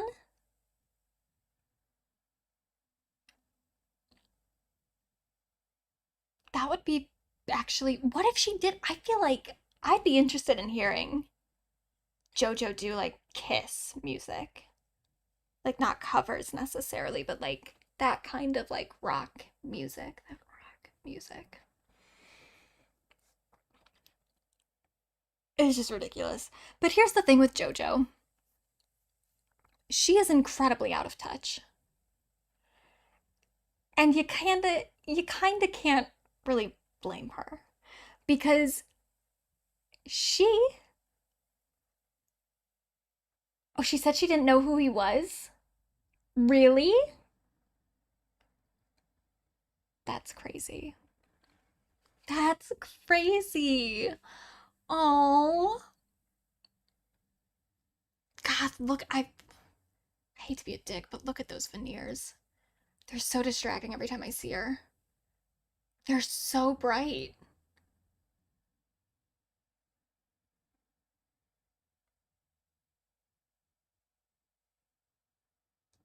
Look at them. Imagine getting veneers at that age, too. Oh, it makes me sad. Anyway, oh, Jojo. But it makes sense for her to be as out of touch as she is because she literally is. Like, she's not had a normal life at all. She was born as like a child star. She not even just a child star, like she was born into like the pageant kid dancer area too. Like, yeah, someone says I always wonder how much is maybe her mom. A lot of it is her mom. For sure, a lot of it. Her mom, to give you an idea of the childhood that Jojo Siwa had, her mom started bleaching her hair when she was under 2 years old. I wonder if they have an organizer in common. Maybe. It's possible. Um, 2 years old. Hair bleach.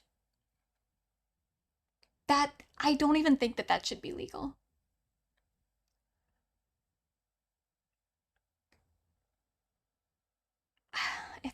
It actually is just like really.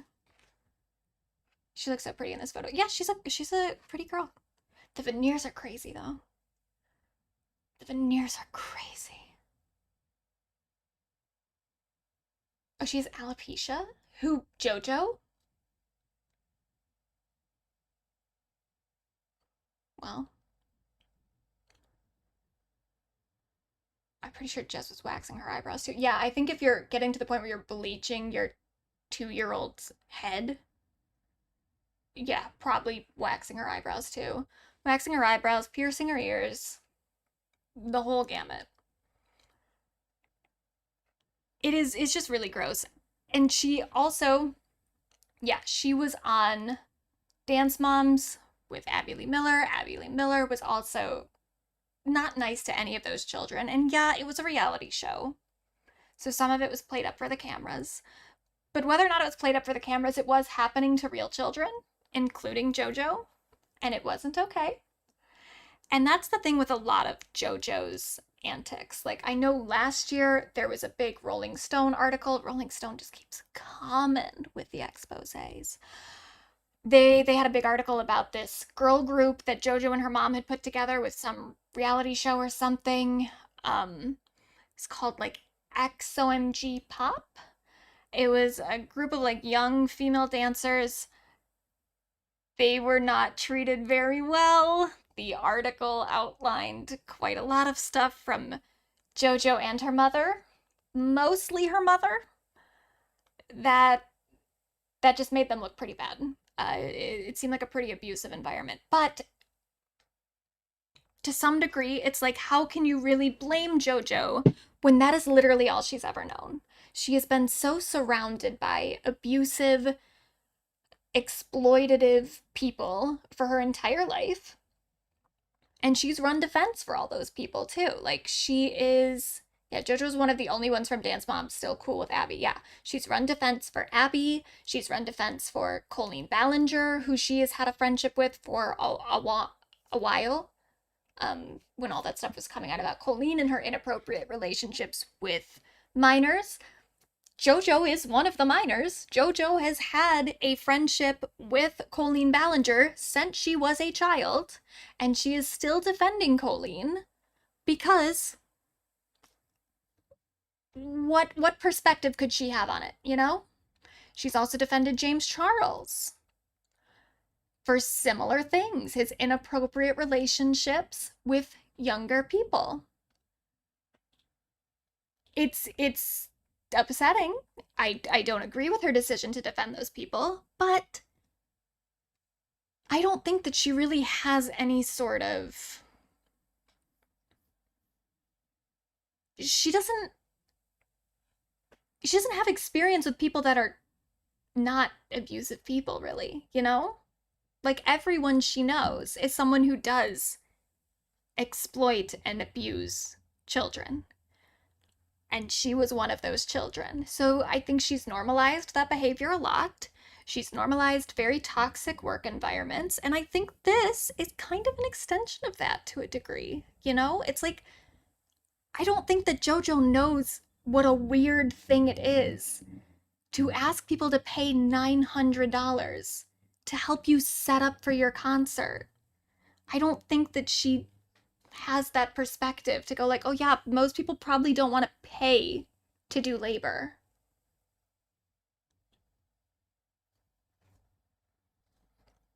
So I do feel very, very bad for JoJo, and I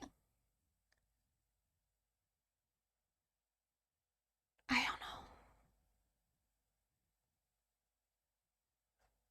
It's like, to a degree, a lot of the bullying that she gets online, I'm like, okay, well, she is very cringe, and I think to an extent, there's a certain amount of bullying that you go through as a young person, as, you know, like a kid, a teenager, whatever, that helps you adjust to like the expectations of other people and like societal norms and whatever, and plenty of it is bad, but also some of it is good, because some of it is like you being able to like self-reflect and be like, oh, this is how other people see me. Like it gives you a perspective of like what the world looks like from other people's eyes and how you look from other people's eyes that is to some degree necessary to go through. And I don't think she's ever really had that experience, because the only people bullying her in her life have been adults, while she has been incredibly famous, and like every other interaction she has with people, including people, even some of the adults that bully her, is like they're hyping her up to be like, oh yeah, you're gonna rebrand and do this and it's gonna be cool. And then she goes out and she does the rebrand, and then everyone's like, that's so fucking cringe and weird. And so I'm like, okay, yeah, I mean, this is sort of an expected thing to happen. If your whole life no one's ever told you like, hey, this isn't what like a bad girl rebrand looks like. This looks really fake and cringe and annoying. Yeah, at some point the public has to kind of fill in for the feedback that you should have been getting throughout your entire life. And it sucks that all the feedback had to come all at once from a bunch of strangers on the internet. But it is just kind of expected. It's like, yeah, that's what happens in real life. You do something weird, and then people go, oh, that was weird. So it's like, to some degree, I almost hope that some of the bullying, even though she shouldn't be receiving the amount of it that she is, I hope that the amount she's receiving maybe helps her like pop some kind of bubble and go like, oh, maybe I'm really out of step with what the rest of the world does. Maybe I don't understand how maturity actually manifests in the real world. I don't know. I hope these things, but I don't think they're true. I think that she's just gonna see all the mean stuff and feel bad, and then just feel bad. But yeah, her team has kind of fucked her over. And by her team, I mean like her family too. From the things they've sheltered her from. Anyway, that kind of gets us into some of the next things. Because she's also been on Celebrity Big Brother in the UK. Now, I've never watched Big Brother, so maybe some of you can like explain it to me. I know that it's like a competition show. I don't know how the voting works. Maybe they vote Is it like an audience voting thing? I don't know. I don't get it. I don't get the competition thing. The thing that I really want to know, so they're being filmed all the time, right? But then the show airs, I don't know how often the show airs, but it doesn't air all the time. It's not on TV all the time. But I think people do have access to the additional footage. Is that correct? There's like a way for you to watch. Like maybe you can you watch Big Brother live as it's happening? Can you watch this footage in real time on like the internet? Because I've seen some clips that kind of imply that that's what's happening. Is that true? Is her mom still in charge of her career? Yes. Very much so. Very much so. And that's kind of where I'm like, I know that the bullying isn't going to help her ultimately, but there's like a part of me that's like, maybe this could at least prompt her to be like, hey, maybe I should move away from my mom. Maybe I should get a new team. Because clearly my mom doesn't really know what she's doing. I don't know. But yeah, her mom is still managing her. Very much so. Okay, yeah, so here we go. I'm a Big Brother US viewer. But that's a different format. Okay, I believe Celeb Big Brother UK is an audience vote, and I think there are live feeds online. Okay, Big Brother is 3 times a week. You can watch the live feeds with Paramount Plus, at least the US version. Yes, the streams are 24/7 for the most part. It costs money though. Okay, okay. Got it. Okay. Because that's what I was wondering, because I saw people like posting stuff and they're like, oh, this part didn't air, but this happened. I'm like, how do you know that it happened if it didn't air? But okay, that kind of makes sense. That's...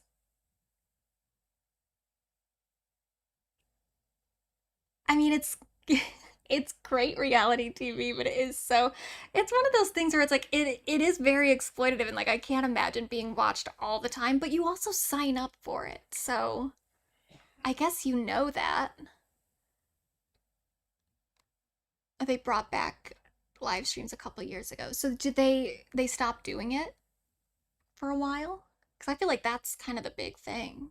That would be the thing that I found the most exciting, is that the idea that I could like tune in whenever and just see whatever they're doing. And then also it does kind of actually, in a way, it almost makes the show seem less exploitative. Well, not less exploitative, but less manipulative, because you never know in other reality shows how they're editing it, like what they're cutting out. But I guess if there's a way to watch the streams happen in real time, then if like some crucial piece of context was cut out to someone's freak out or something, people would know, right? If people are watching the live streams. So maybe in a way that's kind of better for the contestants, because they can't get as fucked over in the edit. But either way, so Jojo was on Big Brother. And a lot of stuff happened. How long are they in the house? I'm not sure. They still edited a lot, though. I mean, I'm sure they would have to edit it a lot. But are they editing stuff that's, like, super important? Like, do people ever really get taken out of context on the show? That'd be the thing that I would be the most worried about.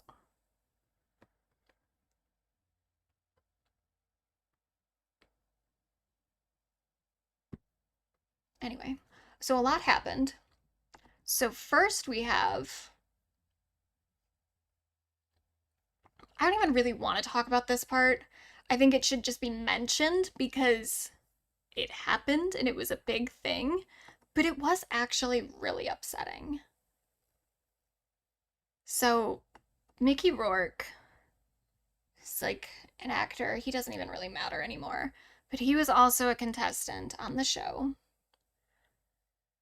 And he said a bunch of stuff to Jojo that was really gross. And yeah, it was homophobic, it was gross, it was violent in a lot of ways. Like he threatened to sexually assault her. is really nasty. And he eventually he didn't get kicked off, but he left the show, which was essentially the producers kicking him off. But it's gross that he even got to stay on for as long as he did. Like, yeah, it was nasty, and JoJo had to deal with it, and JoJo handled it really well. And I do think that this actually, as nasty as it was to watch, and as hard as I'm sure it was for JoJo to go through, unfortunately, in pop star world, in celebrity world, especially female celebrity world, one of the ways that you can get an audience to warm up to you is to be seen as a victim of something. That really is the way that it goes. You come up, you start doing well, people are mad at you for doing well, they then start to turn on you, you go down, and then people feel bad about how much everyone's been shitting on you, and then maybe even something in your personal life happens that make people feel even worse. And then, because they feel bad for you and they pity you, then you can go up again. That's kind of how that works. So, JoJo being a victim of like a hate crime, in a way, is just helpful to her image to be like the most cynical about it. Because it makes people feel bad for her. And that's all you can really do as a woman who exists in public, is make people feel bad for you and hope that that means that they will support you. So that was kind of, in a way, good for her. But absolutely disgusting. But the other thing that happened that was just a roller coaster, and we're gonna go through the whole roller coaster right now. So she comes on to the Big Brother house, comes into the Big Brother house, comes onto the Big Brother show with I'm gonna say girlfriend because that's what I've heard JoJo say before. But her partner, her now ex-partner, is non-binary. But she comes onto the show with a girlfriend, a serious girlfriend who, I don't know if they were living together at the time, but there was talk about them like getting married. Like they were serious, they were endgame, it seemed, from the way that JoJo was talking about it.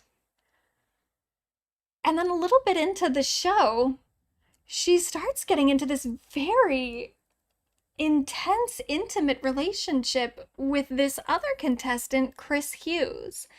Now, I don't know who Chris Hughes is. I don't know, because this is Big Brother UK. I don't know if he's big in the UK. I've never heard of him.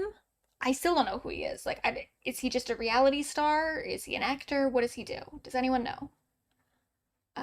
I'll wait and see if anyone answers that, because there is a delay on the chat. And I'll just move on. But it would be really, really good if people could inform me on who the fuck Chris Hughes is. Yeah, she is being picked apart. So she starts having these very like flirtatious, I wouldn't even call them flirtatious, because it's not, I wouldn't say she's flirting, but they just enter this very like physically affectionate relationship very quickly. So this is a clip, this is one of the ones that people said, yeah, of all the clips they chose to broadcast, I'm shocked this wasn't one of them. This is them just like,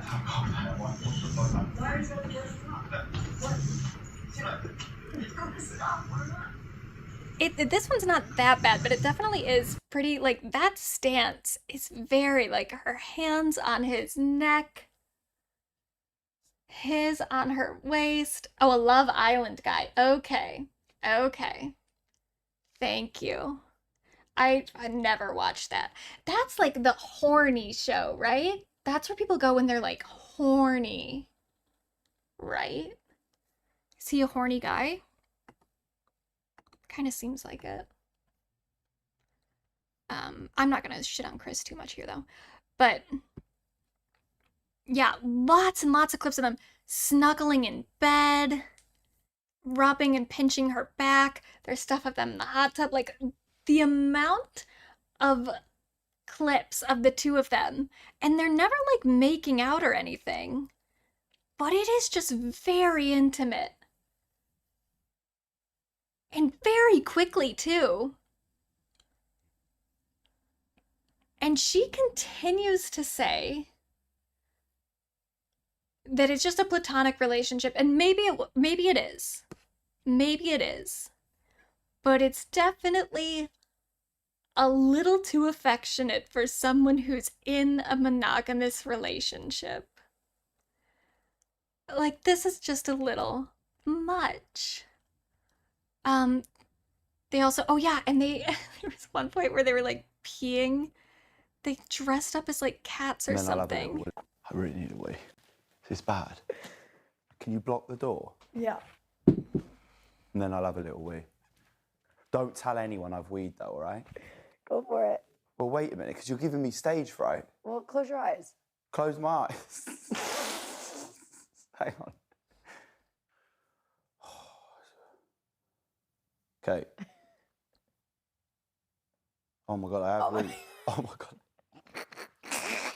Look at it, look at it, look at it. Look at it. Oh my God. Now I need to flick it open, Wait, right? wait, I want to see before you do.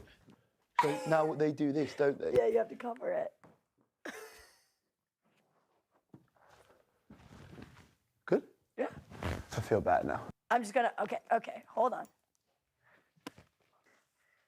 There we go, you ready? Yeah, Set? yeah. Yes.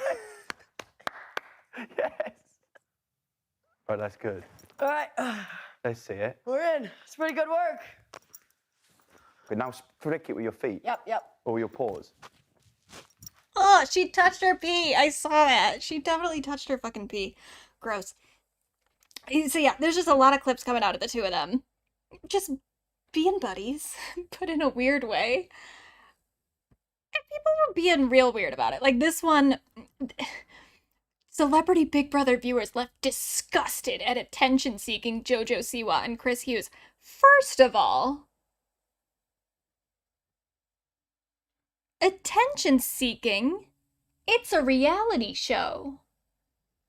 They're all attention-seeking, that's why they're there. Right? Especially, this is Celebrity Big Brother, so it's not even people who are like, they just want to get the prize money or something. They've got money. They just want attention. What did you think you were watching? And yeah, I guess people were really grossed out by the peeing thing. That's just good reality TV. People peeing in a box. That's great. Yeah, people were being so weird about this, and it was coming from every angle. There were people who were like, oh, they're disgusting, they're attention-seeking, whatever. It's like, okay, yeah, it's a reality show, who cares? I saw someone, I think it was from the Tab, they wrote a whole article about how people who are like saying that Jojo and Chris might be kind of falling for each other, might be kind of into each other romantically, sexually, that people who were speculating about that were as bad as Mickey Rourke. Let me find the fucking article because it actually really annoyed me. I think it was from the Tab. Siwa.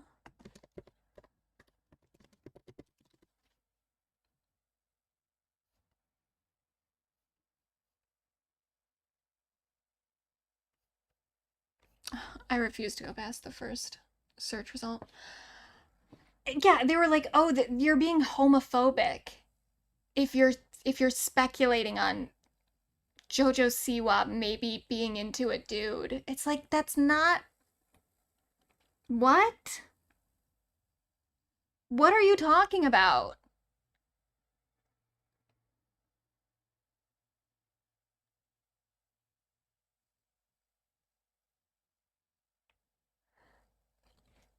it was just so weird the way that people were reacting to it. Like the idea that it got into this like weird thing that I do think some people, some lesbians in particular, get into sometimes, where they act like if you're a lesbian who's ever had a thing for a guy, if you could be classified as like bisexual or pansexual, you're no longer a lesbian, even though that rule only exists for women.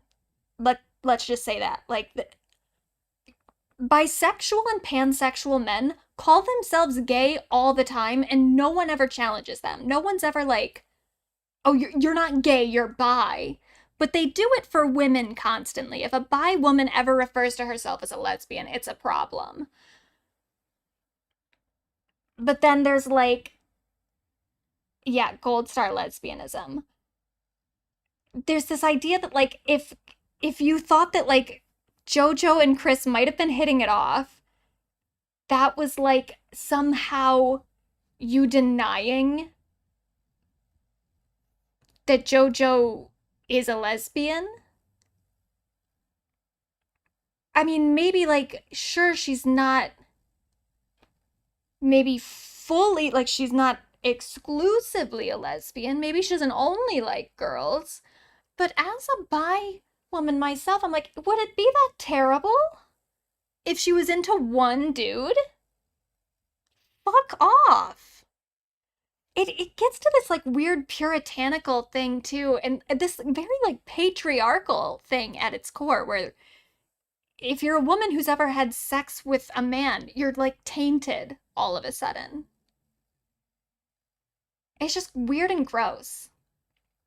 But people do it in a way they say it in this way that makes it sound like woke or something. It's just weird. It's okay. It's okay to look at Jojo Siwa and Chris Hughes and be like, oh, it looks like there's something happening there. Without that being like an affront to all lesbians. You don't have to have sex with Chris Hughes. No one wanted that for you.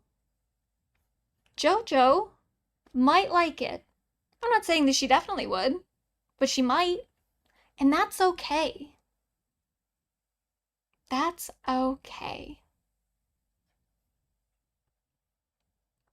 But so, speaking of that, we have this clip. I don't know how this is gonna come out. Sad. But we've already been, but it's made me feel so queer. And I've always been afraid of feeling queer. Don't, this But is like, you. like I've always said like lesbian, right? But I feel like so This is you. queer. You know what I I'm mean? queer. But that's like, I've never We're not living in a world that's designed for us, Jojo. I'm switching letters! You're a queer bit. The L, I'm going to the Q! You are a Q, honey. That's what I love about sexuality. And you know what British people love more than anything? It's a Q. The Q, baby! I don't know how this is gonna come out.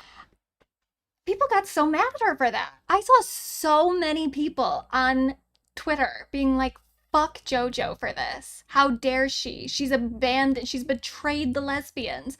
And I get her saying the like, fuck the L thing. Okay, yeah, maybe that sounds kind of disrespectful, but it's just a reality show. Like, she's just talking. She's not making a press statement. She's just talking. She just said, and she's not saying fuck the L in perpetuity for everyone. She's saying that maybe is not like the label that was the most appropriate for her. And not even because I didn't take it as her saying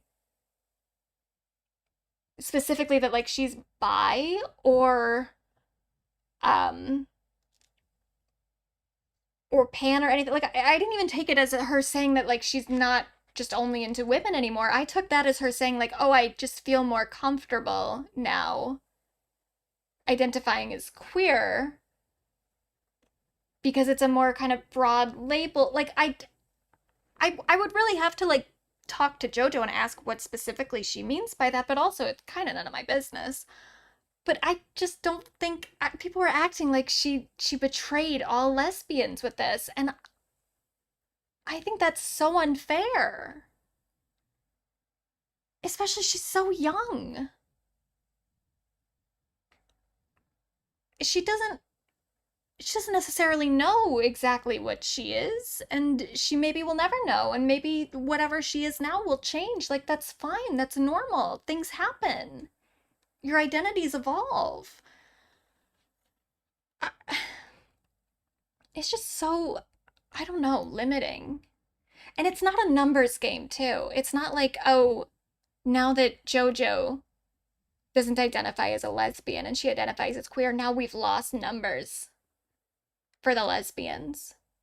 Now they're outmatched by all the buys and the pans. Like, it's okay. We're all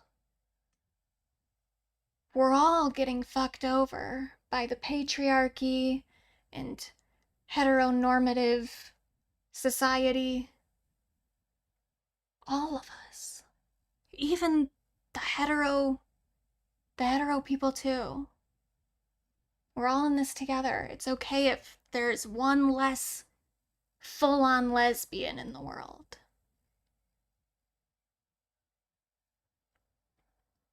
We're not just counting the numbers.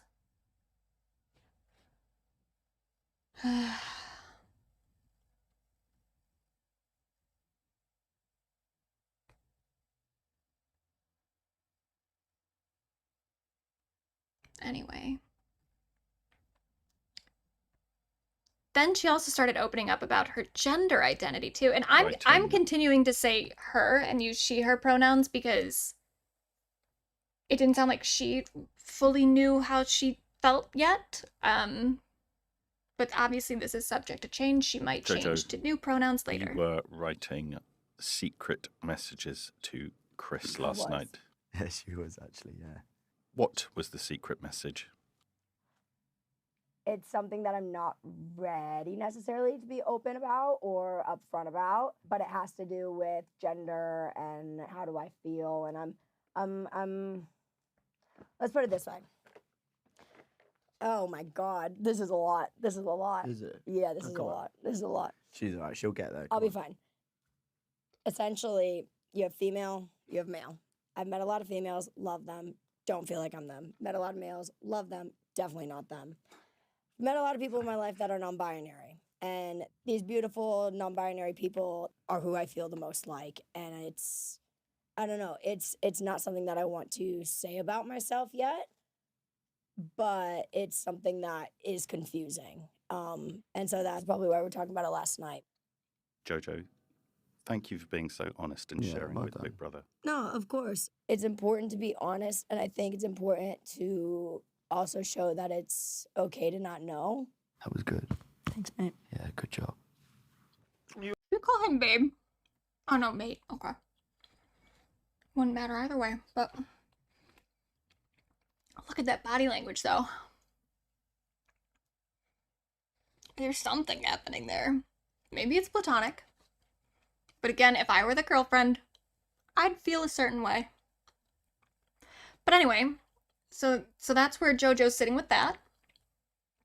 I think that it's kind of shitty. I guess she like wrote something to Chris, a secret message to Chris, and she got like in trouble for that because they're not supposed to write secret messages to each other, which that part sucks.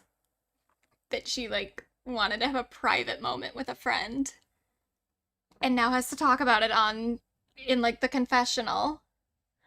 But I also do think that like what she said is probably relatable to a lot of people. So I hope that, yeah, I hope that she did feel comfortable at least coming out and talking about that.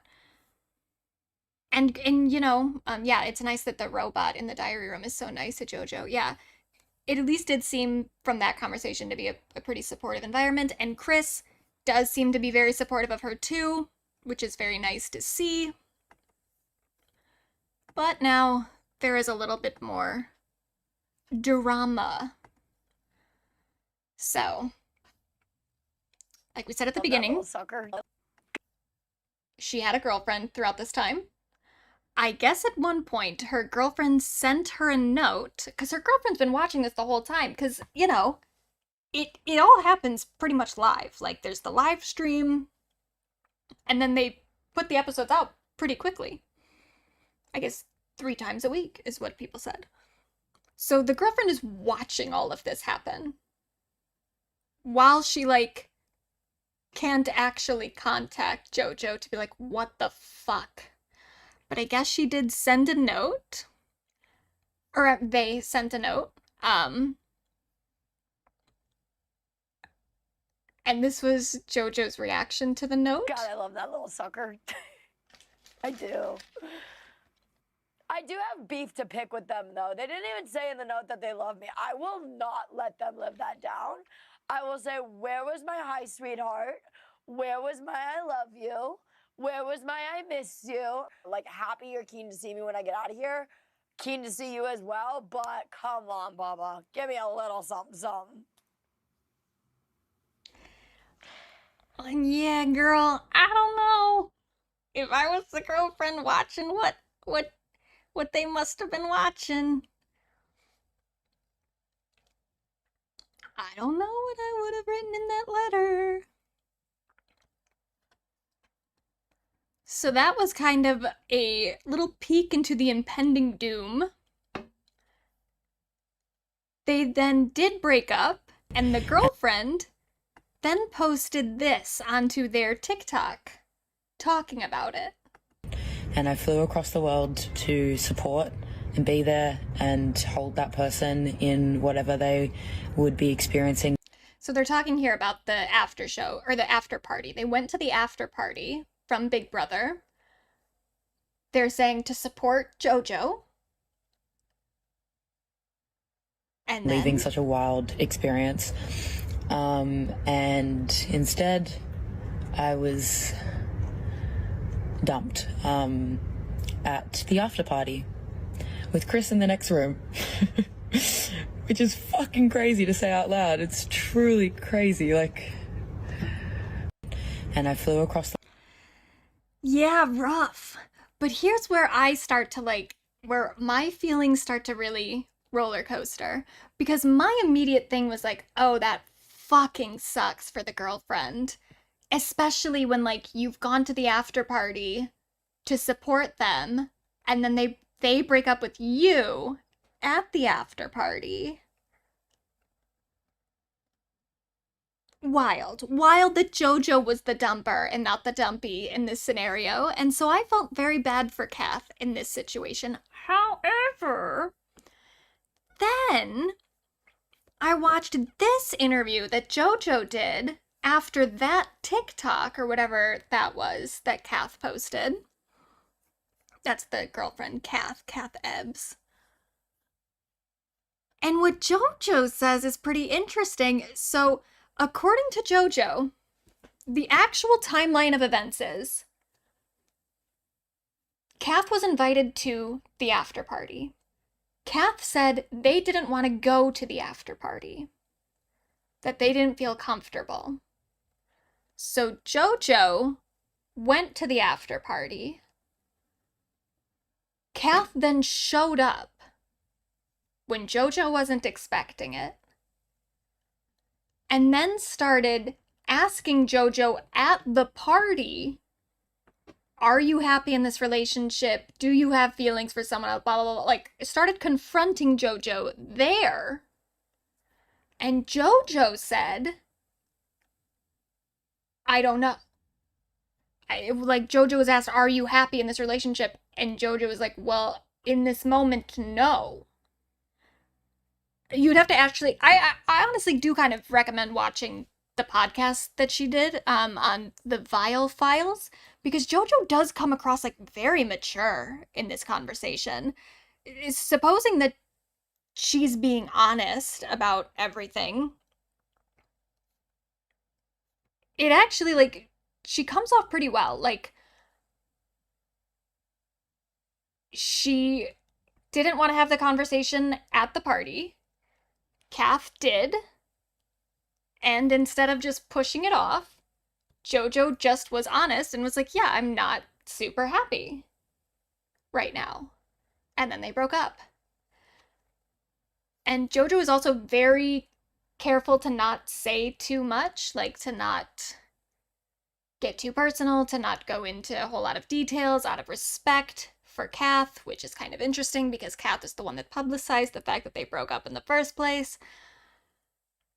And she also talks about in the interview how she realized when she got into the Big Brother house, because they all had like photos, you know, that they would bring in of like them and their loved ones. And she realized while she was like looking at her photo of her with her like family or something and with Kath at Disney World, she realized that she just wasn't happy that day that she took that photo. And that kind of sparked this, you know, this realization. And I do think that that's really interesting because as we've talked about, Jojo has been surrounded by a certain group of people her whole life, her mother, her people in her like business stuff, people who have kind of been exploiting her for a long time and don't necessarily seem like good people. And Big Brother is the first time where she was actually kind of out of that environment. And she was in a new, also exploitative environment because it's a reality show and reality shows are inherently exploitative. But she was away from her like inner circle and away from the people that she's with day in and day out. And it gave her a new perspective. And she also met this person, Chris, on the show, who she had like a big connection with. And I think that kind of, it really affected her. And I think that it was actually very good for her to be able to say when she came out of that like, yeah, I think that the situation that I'm currently in my life with my partner is maybe not the right one for me. So yeah, I don't know. I think that Jojo comes out of this kind of looking fairly good. However, do you think it will affect her relationship with her mom? I mean, I kind of hope so. I hope that she takes this time to, you know, realize that she needs to be away from some of the people in her life. But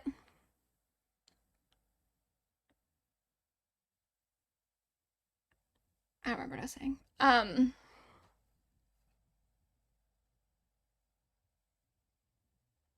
But yeah, and the thing with like Chris,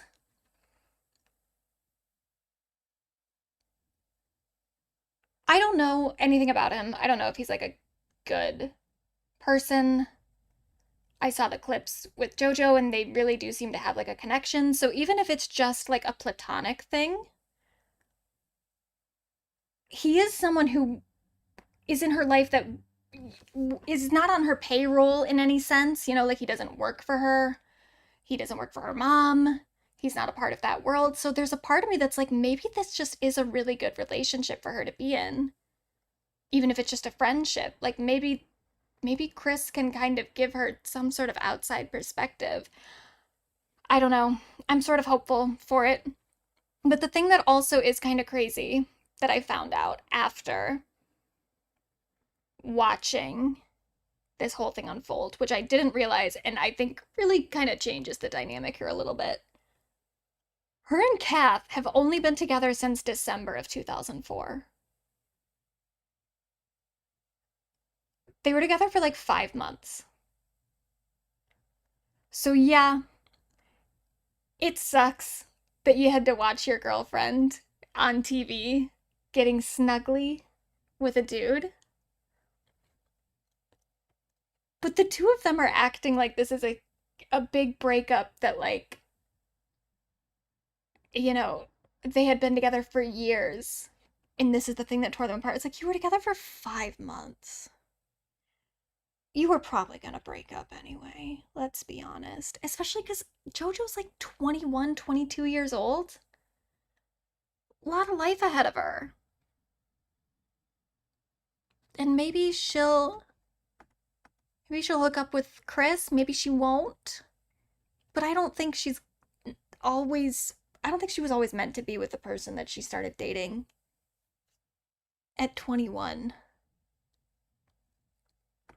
So the whole thing is kind of weird. But then Kath also, after the entire thing that Jojo said about not wanting to like talk about Kath specifically because Kath wanted to be more private, then Kath comes out on their own fucking podcast and talks about it even more.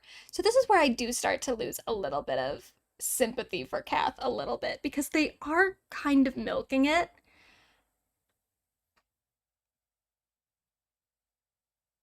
And it just feels weird.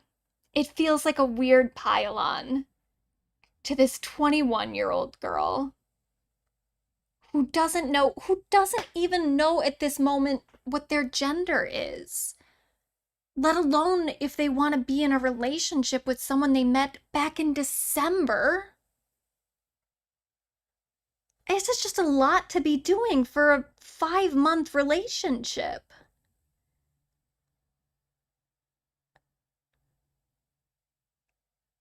I don't know.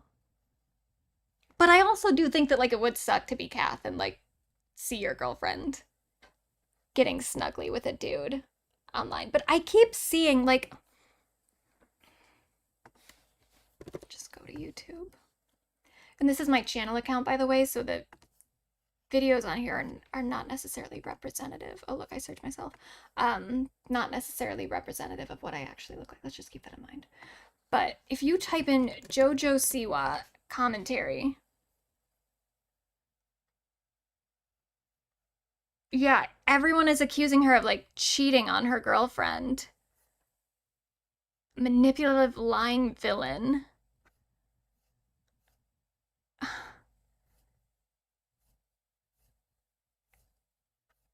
It's just, it's not nice. Oh, look, there's me.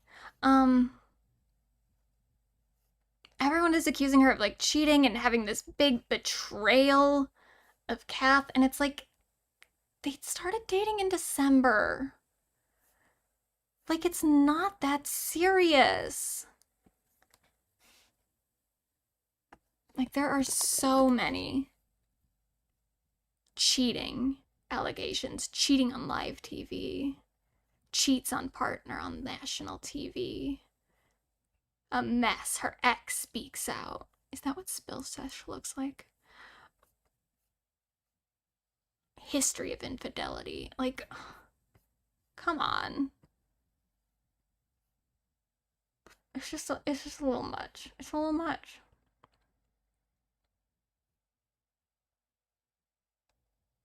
But I saw this today.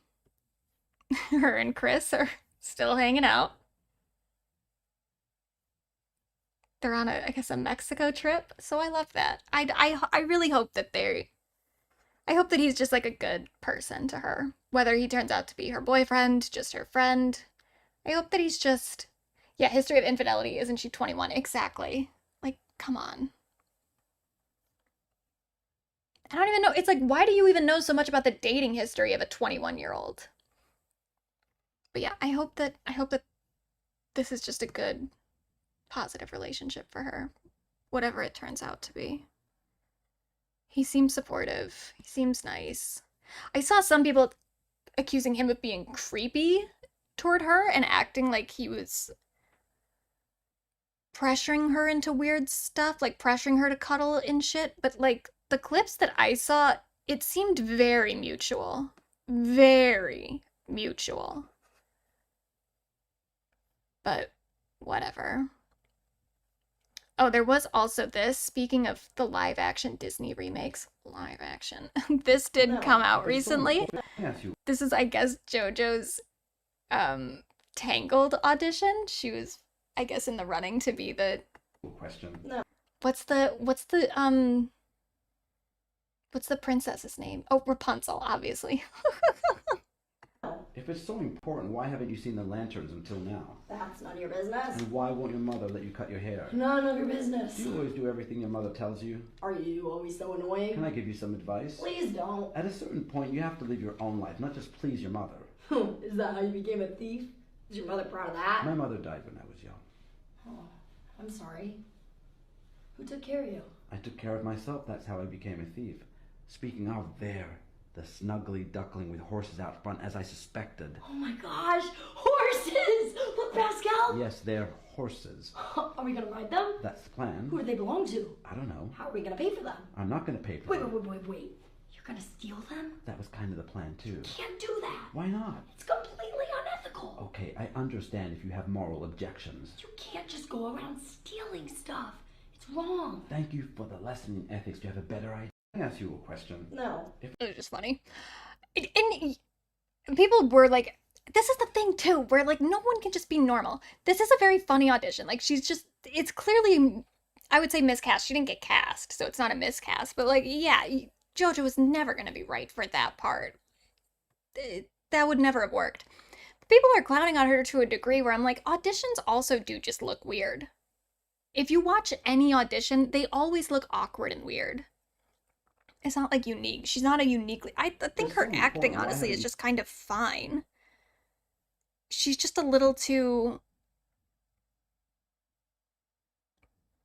I don't know. Who cares? That movie's not going to be good anyway. People were clowning on her for that. Being mean.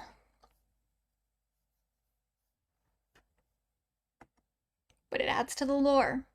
And that's what matters. Even if it's negative, it's a part of the meta-narrative. And that's what being a pop star is all about. So good luck to JoJo. Now let's talk about our other leading lady this stream. Miss Katy Perry. Now,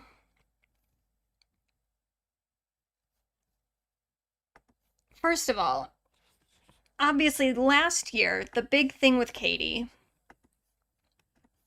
was her working with Dr. Luke and her making the choice to work with Dr. Luke. Now, we do have a bit of an update in regards to that.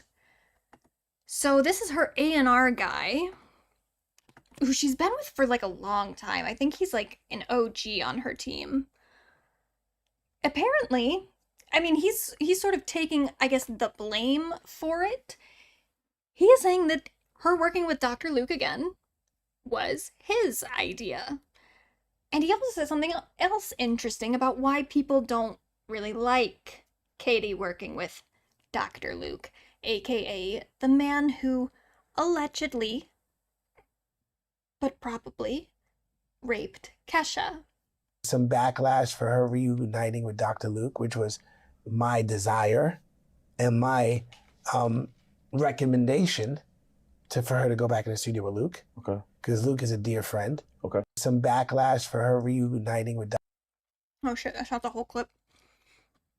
He specifically says in the clip that, like, Dr. Luke is accused of things that are lies. Like, he makes it very clear that he does not believe Kesha, which is hard for me to believe that if that's how how Katy's A&R guy feels, that Katy doesn't also feel the same way. I don't know, but I have to kind of infer. But I have seen a lot of Katy cats use this as a defense of like, oh, it was all his idea. He's the person who takes the blame. It's like, well, she still agreed to do it, though. So this is definitely something that is still very much following Katy around. People still very much do not like the fact that she willingly worked for Dr. Luke, or worked with Dr. Luke. That is definitely still a part of the context for Katy's current career. Now, would she be doing very well regardless of that? I don't necessarily think so, but we'll go through it. So, first, we have Katy in space. This was a disaster of monumental proportions. So, as you can see here, she's not the only person. There's also Gayle King over here, and then a whole bunch of other women. I don't know who these other women are. I know one of them actually does, I think it's this one, work for, like, the space thing, because this is not NASA, but Jeff Bezos's space thing. Blue Origin, I guess, is the name of the vessel, maybe? Whatever you would call it, the rocket. I don't know. It looked so much like a dick. I know all rockets like kind of look like dicks. This one looked exactly like a dick. It almost felt like they were doing it on purpose. But I don't know. Maybe they weren't. Anyway. So they went to space. Yeah, I'd love to know who these other women are. Because it wasn't... It was marketed as the first all-women space crew, which might be true, but who cares when only one of the women on the crew actually knows anything about space? Like, I'm pretty sure this is the only woman who actually, like, works for the company. I could be wrong, because I don't know who these three are. But Gayle King is obviously, she's like a media person, journalist, like someone who, she works for like Good Morning America. And then Katy Perry, obviously a pop star. Yeah, one of them is Jeff Bezos' wife. I don't know which one. Yeah, I have no idea. This one, I would assume this one is Jeff Bezos' wife, but I don't know. But I'm pretty sure this is the one who actually like works on the spacecrafts. Not sure. But the whole thing is they're advertising it as like the first all-female crew, and it's like, well, but these aren't all-female astronauts though. I mean, they're astronauts in the way that they went to space, if you're including like space tourists in it. But they're not astronauts in terms of... Yeah, some of the early Russian ones were probably women-only crews. Maybe they're not advertising as like the first one, but like Jeff Bezos' first one. They're making a big deal about the fact that it's an all-female crew. But yeah, I don't even think it really is the first. Maybe it's the most women at a time? I don't know. It's like, you're not astronauts. You don't study space. You don't know anything. It's just pageantry. It is just pageantry, and it's annoying.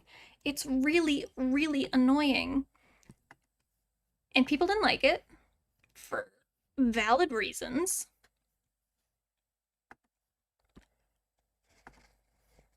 And so first...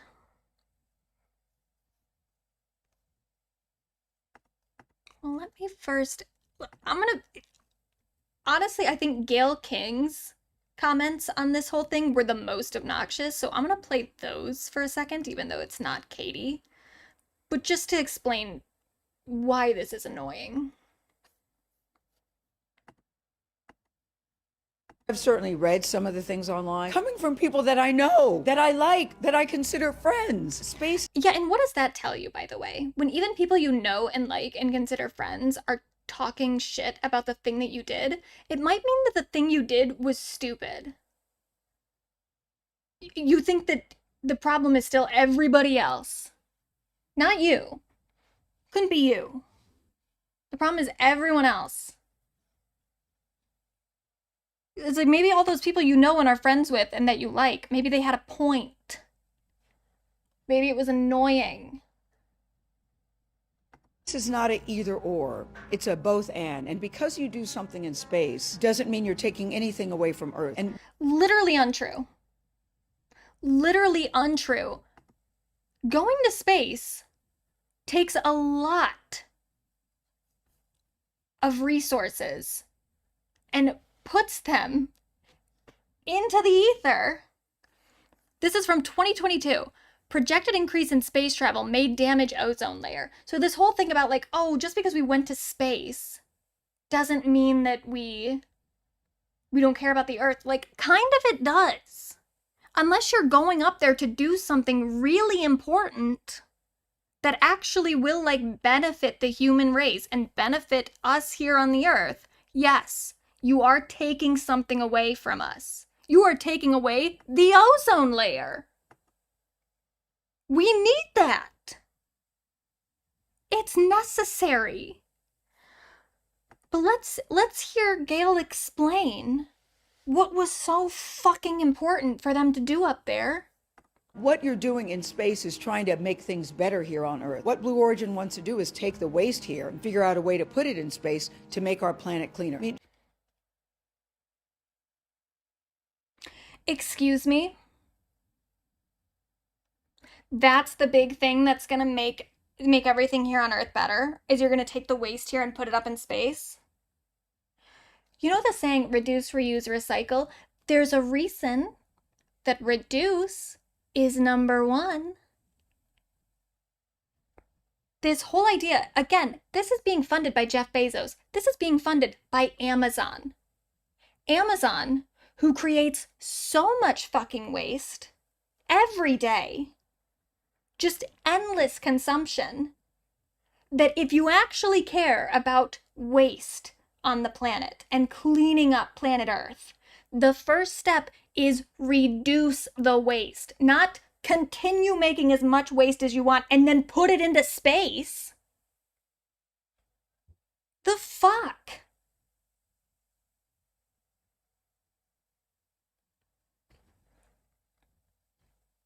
Yeah, the particular tech Blue Origin uses doesn't create emissions in a typical way during the flight, but the way the fuel is created causes emissions and energy. Yeah, I mean, anything you do like this is there's gonna be some effect. Like, it's always cause and effect.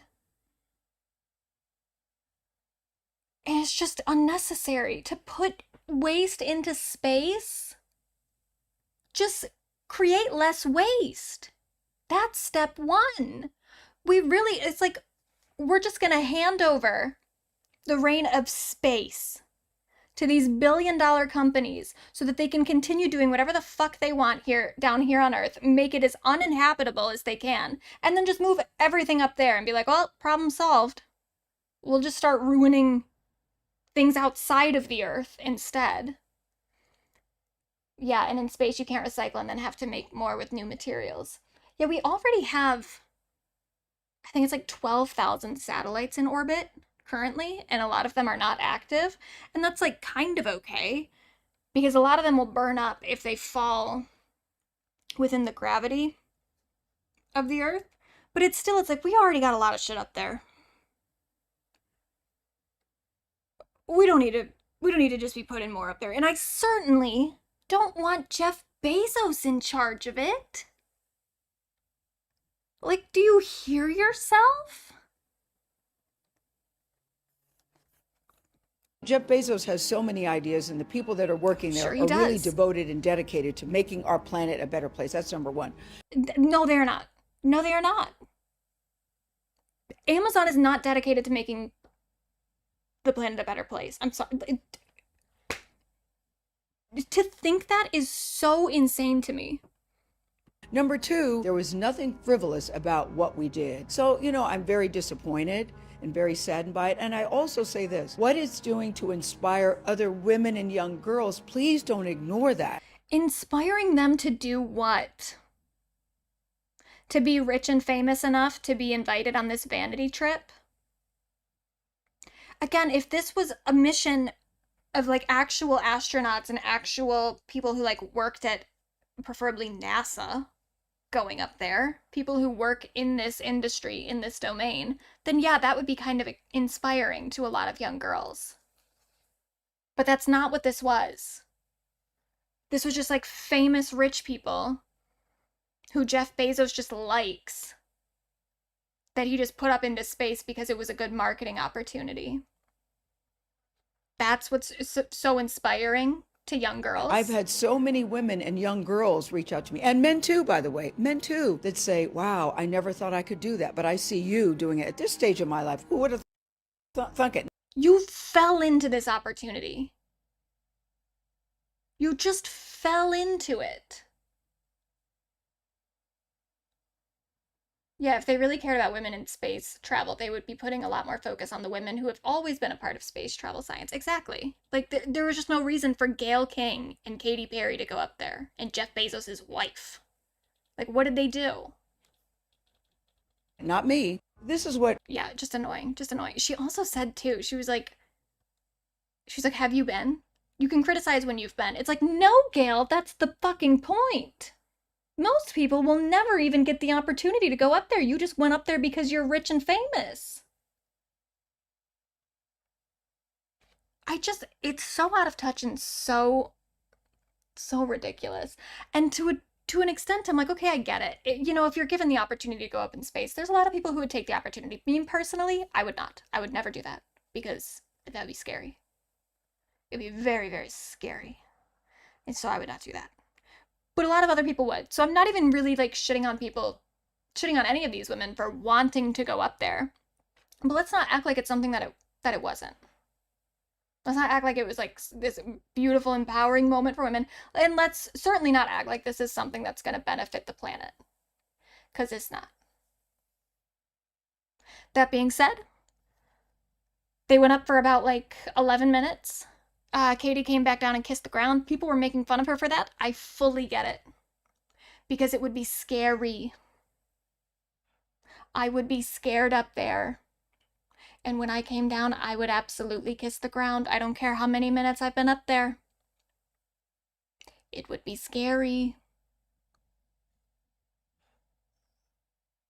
So she can kiss the ground. That's fine. I'm with her on that one.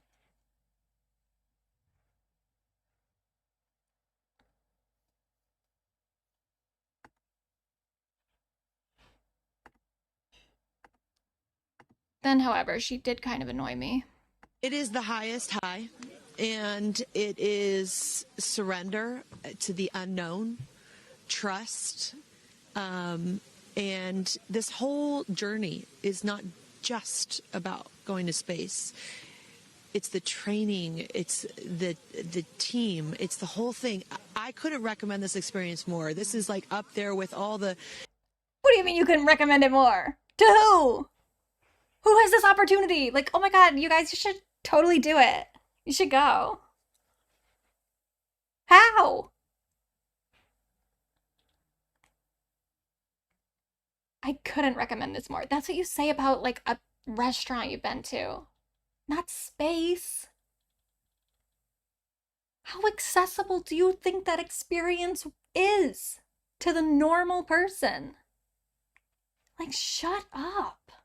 You know, different tools that I've learned in my life, from meditation to the Hoffman process. This is up there because what you're doing is you're like really finding the love for yourself, because you got to trust in yourself on this journey.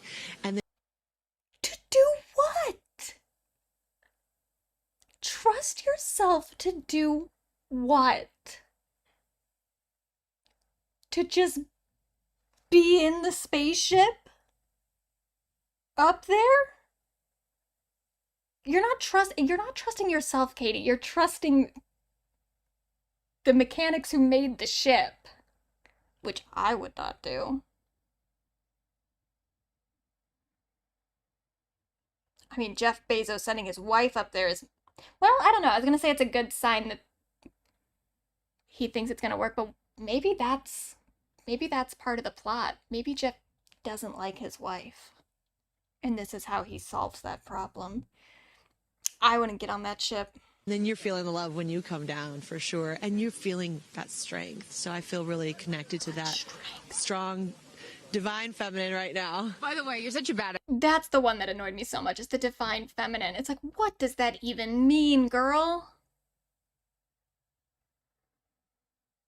In what way?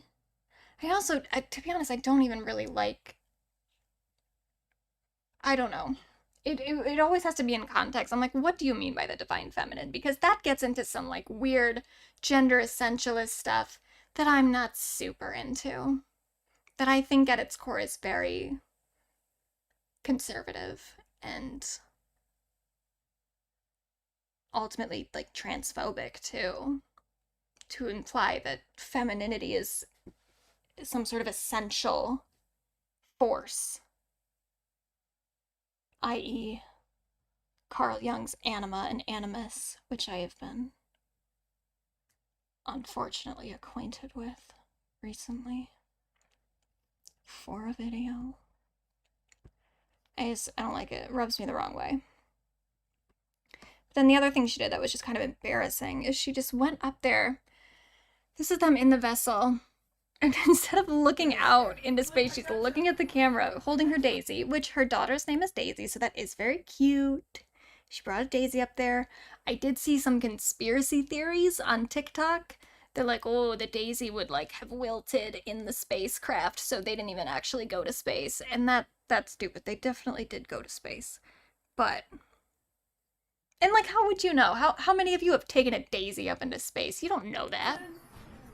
Oh, the moon! You guys, I don't have to tell you, look at the moon! There they up there. There they are up there in space. God, that's scary. I would not do that.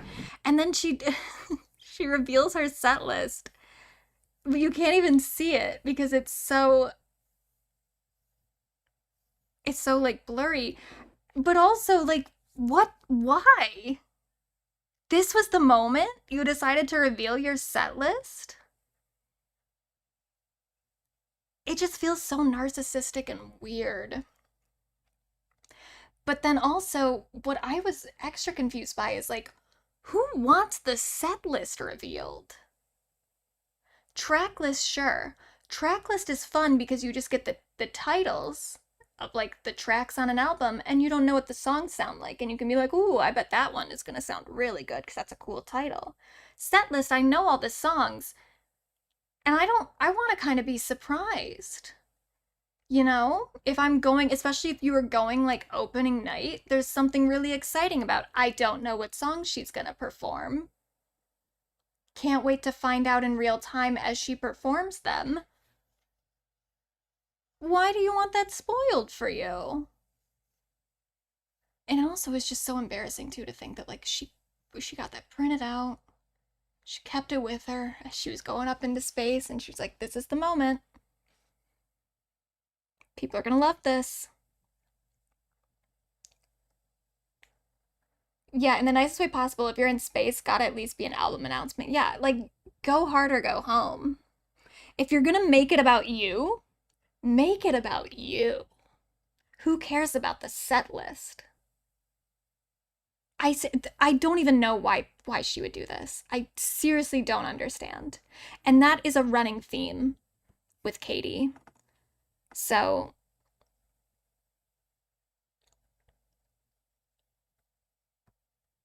first of all, well, okay, before we even get to the tour stuff, let's talk about some of the other stuff. She could have at least kissed a girl on an all-girl flight. You were so right. That was the moment for her. Because have we ever actually seen her do it? I don't think we have.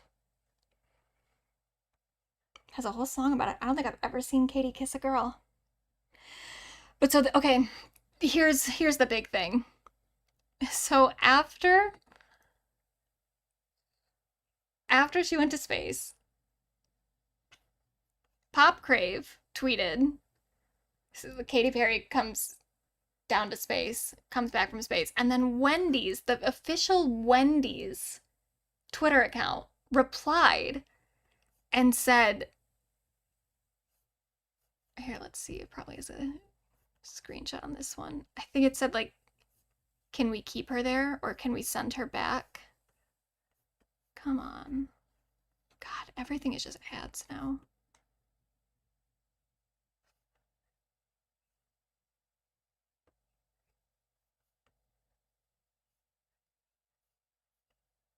My goodness.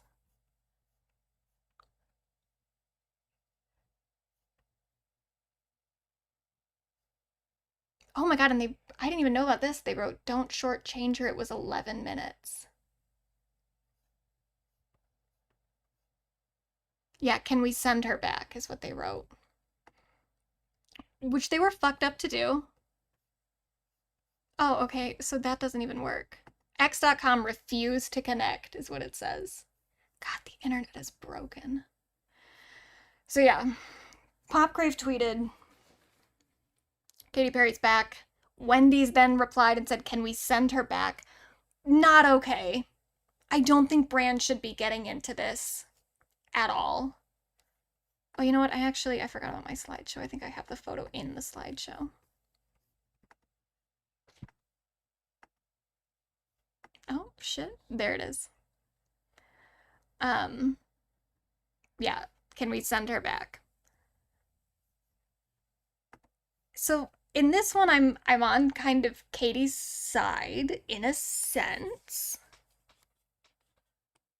However, she still managed to be kind of annoying about it, because then someone on her team gave a statement to People and said, "What's worse is that the face of Wendy's is a woman, which makes this decision not just hypocritical, but painfully ironic."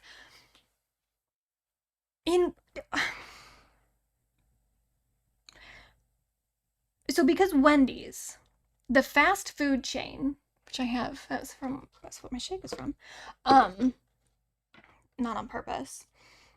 I just happened to get Wendy's. It wasn't like a statement. Because Wendy's happens to have a woman as their mascot, you expected the fast food chain to be like a beacon of feminism? It's like that in itself is so revealing for, and I know this wasn't Katy specifically that said it, but it's someone in her camp. And so I do kind of have to take it as like a statement from Katy. It's so revealing for her idea of what feminism and like political movements in general are. Because just having a female as your mascot doesn't mean anything. It's just, what a shallow observation. It's like, well, you have a woman as a mascot, so we thought you would be a friend to all women. That's not how that works. It's a fast food chain. What are you talking about? Like, painfully ironic? No, it's not. Women can be misogynistic. Very much so. Everyone expected more from a brand with this kind of platform. What? What? What are you talking about? What do you mean? This kind of platform, they sell chicken sandwiches. That's all they do. And cheese fries. I like the cheese fries. Yeah, that woman on the raisin box is a feminist queen. Yeah, and any food item that has a female mascot, Mrs. Butterworth's, even though I think they got rid of her. Or was it Aunt Jemima? No, Aunt Jemima is what they got rid of, right? One of them they stopped doing it because of racism.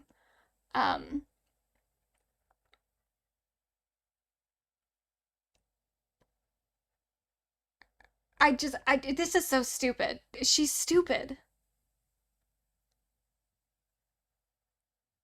I mean, it explains so much. Like the whole woman's world thing. You can't just say it's a woman's world and be like, now it's feminist. That's not how that works, Katy. It's just not how that works. Wendy should do the right thing. The name of one of their core values. Who the fuck knows Wendy's core values? And who's actually holding them to that? Apologize and do better in the future. Well, Wendy's is refusing to apologize, which they are fucked to do. They should not have said what they said. And they should apologize. I kissed the ground and I liked it. Oh my god, who is running the Wendy's Twitter account? It's probably a little monster, I'm gonna be honest. That does seem like one of ours. This wasn't harmless banter. This is a billion-dollar brand using its platform to publicly demean a woman. It is. It is. It's not right. But damn. She is really making it hard to root for her.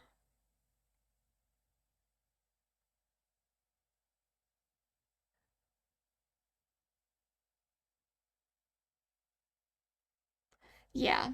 I mean, it was fucked. The Wendy shouldn't have done it, but also Katy's team's response was just annoying. And just yet again, just makes her look bad. It makes her look shallow. It makes her look stupid.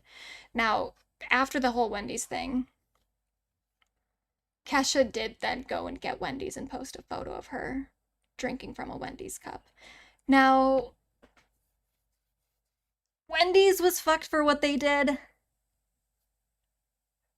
Kesha has every right to do what she's doing.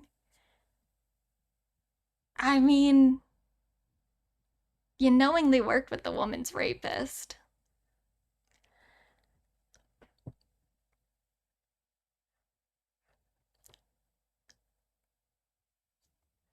I can't be mad at Kesha for that one. Even if I think that the pile-on was getting a little much.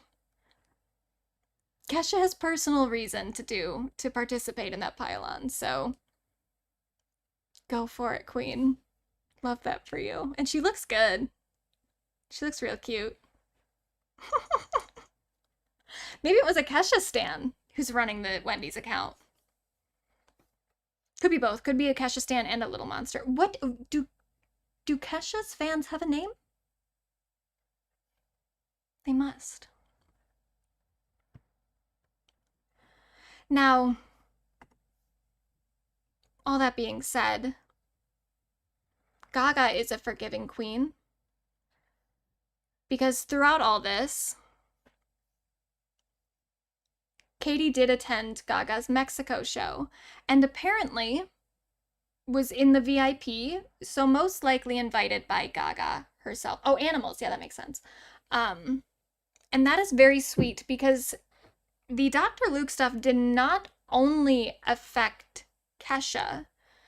Both Katy and Gaga had to testify in court during their legal battle, and it was actually so bad for Gaga because she has also been assaulted by someone in the music industry. We don't know who. She will not ever say. She has specifically said that she will never reveal who did it because she doesn't feel comfortable, and that's totally valid, so we'll never know.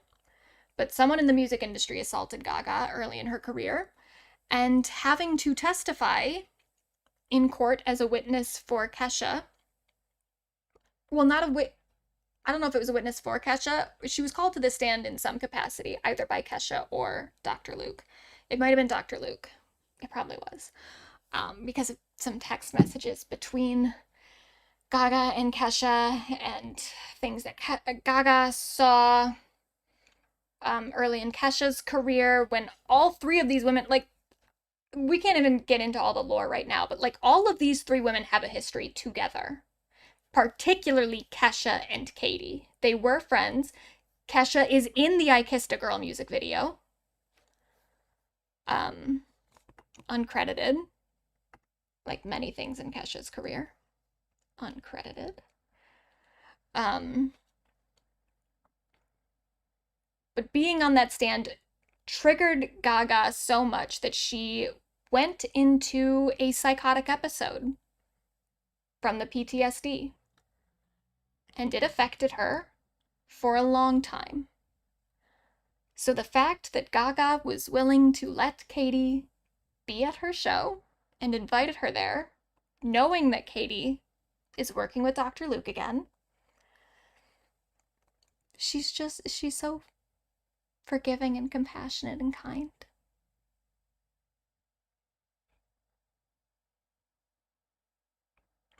What a beautiful woman. Anyway, just wanted to throw that in there. But we'll go back. Oh, actually. So, the Lifetimes tour. She's on tour right now. It's not going well. There are a lot of clips. I'm gonna try to keep the ones that I use sort of minimal, because there's a lot of clips from the tour. I can't play the music obviously, but here's this one, comparing it to this lovely performance. Oh wait, shit, I don't have it on the screen, sorry. This one. Yeah, the choreography is just kind of awkward and weird. Her hair also looks not great. Like, the wig is sort of weird, but it also does look like a better version of a wig that Gaga wore in her Enigma show in Vegas. And I've seen a lot of stans kind of make that comparison, and what's interesting about it is whenever someone points out that it looks like Gaga's Enigma tour, no one ever posts photos of the Enigma wig. They don't post photos or videos of Gaga doing Enigma. And I think the reason for that is because, as ridiculous as Katy sometimes looks on this tour, Enigma is worse. And I think that that is something a lot of little monsters need to think about when they are trashing Katy at the moment.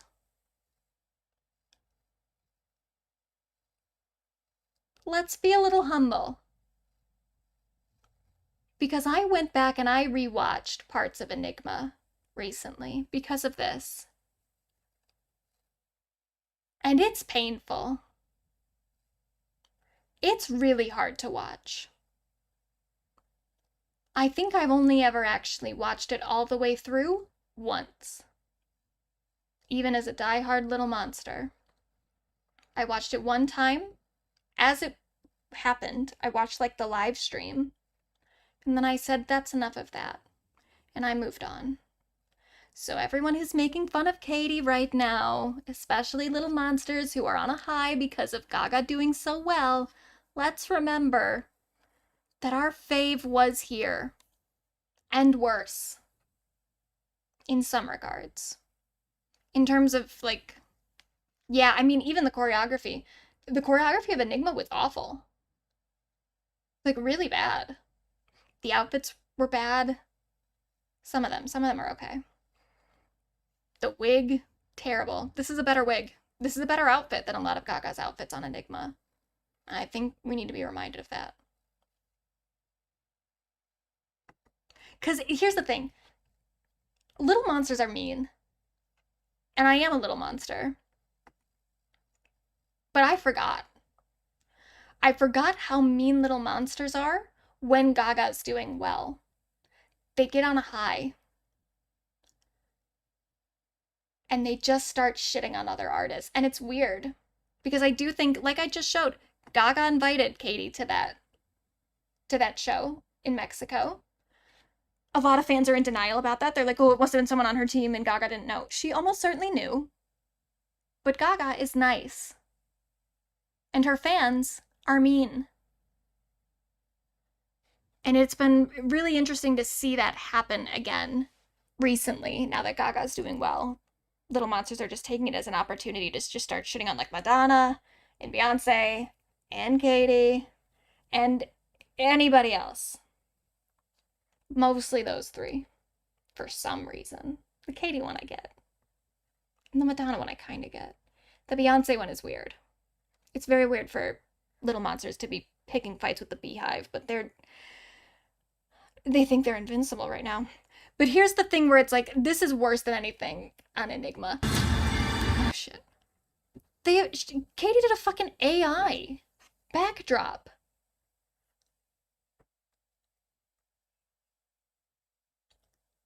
Sometimes I feel like there's someone on her team purposefully sabotaging her. Like, it's bad. Whose idea? Who thought that was a good idea? And I've heard some people be like, oh, it's intentional, it's a commentary. It's like, I don't care, it's ugly. Just film something. They have actually replaced it since then. They've now made it like, they just turn the cameras onto the audience and they show the audience during this section instead of doing the AI, so they learned. But I don't know who thought that was a good idea in the first place. And it really does feel like someone's setting her up. But even so, is she still agreeing to it? Oh, so this, I wanted to kind of show how bad it's getting. We've got straight men participating now. Now straight men are paying attention. This is Moist Critical, aka Penguinzo, aka Charlie. Not necessarily a favorite on this channel. I don't personally mind him, but he did have some pretty bad Amber Heard coverage. Like, really bad. But the thing for me with him is, like, he's not someone whose opinion I've ever taken that seriously to begin with. I'm more upset by, like, you know, like Dr. Honda, who is a licensed therapist and who made that a prominent part of his commentary, That is like way more inappropriate to me. Or like Hassan Piker, who is kind of like the representative at this point for like the progressive left online. I don't like that he covered it the way that he did, because he just has more responsibility than Moist Critical. Moist Critical is just like a guy on the internet saying stupid shit. So I just don't really care that much, even though I do think his commentary was bad. But even the hetero men are getting on board to like dunk on Katy Perry. And he's pretty nice in the video, actually. He makes it a point to say that he does like Katy Perry's music and he thinks that she's a good performer or whatever, but this is just a very weird tour. And he even is like kind of like, oh, I kind of want to see the tour now, like ironically or whatever, because it looks so fun and funny and campy. I don't think he says campy, but you know what I mean. But that's just kind of a different level. Once it really gets out of like Stan Twitter and other people, like a Penguin Zoe starts paying attention to it, it's like, oh, it's bad for her. Luckily, though, again, he is being pretty nice. And I do think most people at this point, even people other than maybe Wendy, most people who are talking about it and dunking on her, for the most part, are doing it in a fairly, like, not in a super mean-spirited way. Some of them are. I think that, but most of that I think is coming from Stan Twitter. But I think the general public is just sort of amused by it. You know, it's very different from like Britney's cancellation, but Britney's, like, the hate campaign against Britney in 2007 was very vicious and mean-spirited. The campaign against Taylor Swift with like the Taylor Swift is Over party, very mean-spirited, very much trying to like take her down. I think with Katy, though, it's more of just like, I don't think anyone really wants her to like totally fail, other than, again, Stan Twitter. I think the general public just finds it funny, which is a better place to be in than to be in the place that, you know, Britney and Taylor have been in.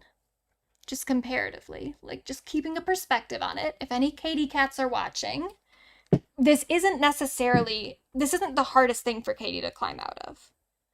Because it's mostly just funny.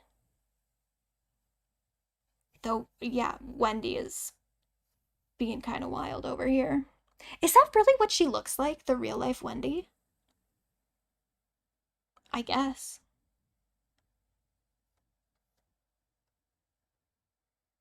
I don't know what I thought she looked like. And then, yeah, so Katy herself has now referred to herself as the most hated person on the internet. So she's feeling it. She's feeling it. I know the Katy cats are feeling it. It's not a great place to be. Oh, shit. As a stan or as a person, as Katy herself. But it's not the worst place to be. This isn't that bad. And if anything, I think it kind of gives her like an underdog story. Because people are clowning on her for sure. But I don't think there's that much active hatred for her. I think she can get out of this. And I think there's a lot of people that will be rooting for her to get out of this. Because she's like I said earlier, with Jojo, and it applies to pretty much any woman, once you get down to the point that people start seeing you as a victim of something, a victim of a hate campaign or a person or whatever, that then gives people license to feel like they can like you again. And then you'll go right back up. So this really could be the beginning of a beautiful redemption moment for Katy.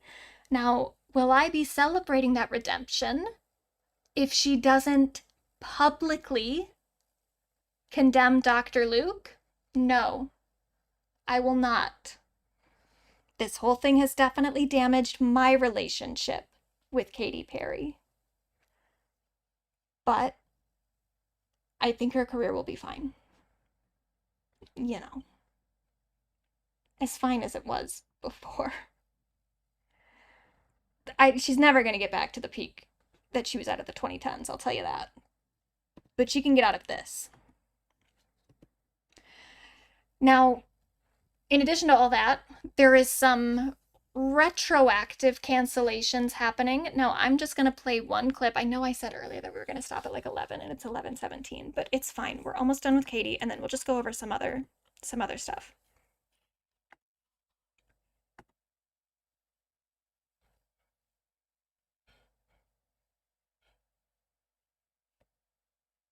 Where's that tweet?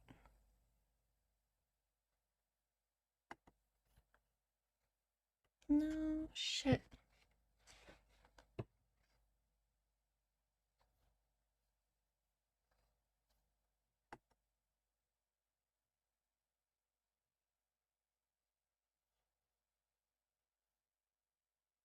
Oh, right here. So this is Swiftologist. I know he's also kind of a controversial figure in the stan world, but sometimes when he goes off, he goes off. So this is about, if you remember the headline about Katy Perry and the nun thing, for a while I thought that was, I knew that there was like a real estate drama with Katy and this nun, these nuns, there were multiple. Something about selling their house. She was trying to buy this house, the nuns didn't want her to buy the house. It was a whole thing. I knew about it, but I didn't realize how bad it was. It actually, what Katy did is kind of fucked up. And she's apparently done it to multiple people, and there's like a law based around it, because she's kind of, well, I'll let Swiftologist explain it. She evicted an 84-year-old veteran from his home while he was recovering from major back surgery and suffering from Huntington's disease and allegedly in a state of post-operative delirium. That is when Katy decided, we're going to sign the contracts and I'm going to buy your house. The sale of his house to her was signed while he was on opiates, under duress, and likely not mentally competent to agree to a $15 million transaction, allegedly. The details are so grim, so brazenly predatory that a bipartisan group of lawmakers has now proposed an actual law to prevent this from ever happening again, and it's called the Perry Act. That is not a tribute, that is not a VMA Vanguard Award, it's not an honor, it's an acronym. Protecting Elder Realty for Retirement Years. Katy Perry's name is literally being used to warn people against financial abuse of senior citizens. And that's not even the first time she's gone toe-to-toe with an octogenarian. Let's talk about the convent. In 2015, Katy Perry attempted to buy a sprawling estate in Los Angeles that had previously housed the Sisters of the Most Holy and Immaculate Heart of the Blessed Virgin Mary. The nuns didn't want to sell it to her. They had already agreed to sell the property to someone else because, in their words, Katy Perry represents everything we don't believe in. They begged her to walk away. She didn't, and she sued. And during the legal battle, one of the nuns, Sister Catherine Rose, collapsed and died in court. She was 89 years old. Hours before her death, she appeared in a local news interview and made a public plea. Katy Perry, please stop. It's not doing anyone any good. You're hurting a lot of people. That was her last public statement, and Katy still pursued and closed the sale. Yeah, it's kind of rough. And a lot of it is like the, what is it called? Like the archbishop or whatever. Like the nuns didn't actually own the house. But they had lived in there for a while and they were trying to sell it to someone else. It gets kind of complicated, but it is just like to the point where it's like, do you need the house, Katy? Is it that important? If you know that it's coming at the cost of other people, and I get the whole thing about like it went against their beliefs to sell it to Katy. Maybe there was some weird stuff in those beliefs as to why they didn't want Katy Perry to own it. But it's like they already were trying to sell it to someone else. Just let it, you have enough money, you can get a different house. You don't need that house. And the other thing with like the elder abuse, it's like,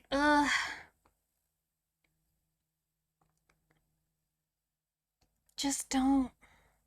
Just don't. Yeah, she didn't do anything wrong there, but it also was like, well, I wouldn't say she didn't do anything wrong, because I think that she could have and maybe should have pulled out. once she realized the situation. It's like, once you're going to try, who goes to trial for a house? Just get a different one. But yeah, the big villain in that story really is the people who own the house, and the fact that these nuns had lived there for so long and couldn't actually receive any sort of ownership from it. But Katy was not fucking helping. It's like, just get a different one. Why are you going through all this for a house? Anyway. Yeah, and who sues some nuns? Just why? It's like, trials in general are just such... It's a pain in the ass for anyone to go through. And it's just so unnecessary in this case. But whatever. So there's all that. The other ones, so I want to talk now about some other people who I feel could be in the bracket this year. Gaga, Jojo, Katy, for sure all in the bracket. Some other people, including people who were not in the bracket last year, either because they didn't make music last year, or they just weren't like really a part of the conversation, or I just straight up forgot. They could be involved this year. I'm not set in stone yet. This is my... So if we go back to my list on Google, these are some of the people in the possible nominees. Or actually very likely nominees. Yeah, Marina is in the very likely. But I want to have some discussions about this, about who do we feel strongly about? This is where I really want everyone to like give your opinion, and also tell me, because we'll go through this. We'll go through this list a little bit more after I get through the rest of this PowerPoint. If there's anyone that I didn't include that you are paying attention to, or that you think just definitely should be in the bracket, let me know. But the main one for me right now is Marina. I am a big Marina stan. I have been for a long time. Family Jewels, one of my favorite albums. Fruit, one of my favorite albums. Fruit is probably like top 5 albums for me. Family Jewels is like one of the most important albums for me in terms of like my adolescence, but I think Fruit is her best album still. She's coming out with a new album soon. It's called Pop, P-O-P, Princess of Power. A little corny. She's kind of corny, but I'm really looking forward to it. I didn't love the first single, Butterfly. I didn't love it, especially the part in the bridge where she starts just like naming colors. That's a little much for me. But the other two songs she's released so far, Cupid's Girl and Cantissimo. Cantissimo's great. Those are really working for me. I really, really like them. But for me, Marina has always kind of been hit or miss. Even, I say that as a stan, as a diamond. She used to be known as Marina and the Diamonds. The Diamonds refer to her fans. I am a diamond. Even as a diamond, I have to say that, like, you know, up and down. And you know what? Here's a controversial opinion. Electra Heart, one of the downs. I know a lot of people love that album, and I love it too. I love the aesthetics of it. I love like the visuals she did with it, and I love a lot of the singles. Prima Donna, obviously amazing. There's other great songs on that album like Valley of the Dolls, Sex Yeah, great songs. The album as a whole is just very cookie cutter. It was a Dr. Luke produced album, and it was at like the peak of Dr. Luke when he was at his like most Dr. Luke. And it just sounds like that. It doesn't really have much flavor. It doesn't have much originality. I think when she came back and did Fruit, where she was the only songwriter and then was a co-producer with one other person, I think the album just works better. I think like the production is so much better. But I get it. People love Electra Heart. I do love it too. I just don't think it's her strongest album at all. It's better than Love and Fear though. Love and Fear kind of sucks. Sorry, Marina, I love you. another one, Heidi Montag. So this is kind of like earlier in the year, but her and her husband, Spencer Pratt, if you don't know, Heidi and Spencer they were on the hills, and then they were also just kind of like, they were just like menaces to celebrity culture in like the 2010s, like mid 2010s, maybe early 2010s. They were just menaces. That's all I could say. That's the best way to describe it. They at one point, I remember, got banned from E News, like the E channel. The E channel put out a public statement saying that they would no longer cover anything related to Heidi and Spencer unless there was like some big like explosive thing. And of course, like almost immediately after that, Heidi got like 10 plastic surgeries in a day and they had to cover it. But people were so over them. They hated them so much because they were just very shameless attention seekers. And I loved it. I loved every second of it. And I've always been rooting for Heidi and Spencer. And I know that like on the hills, I didn't watch all the hills, but I've seen clips.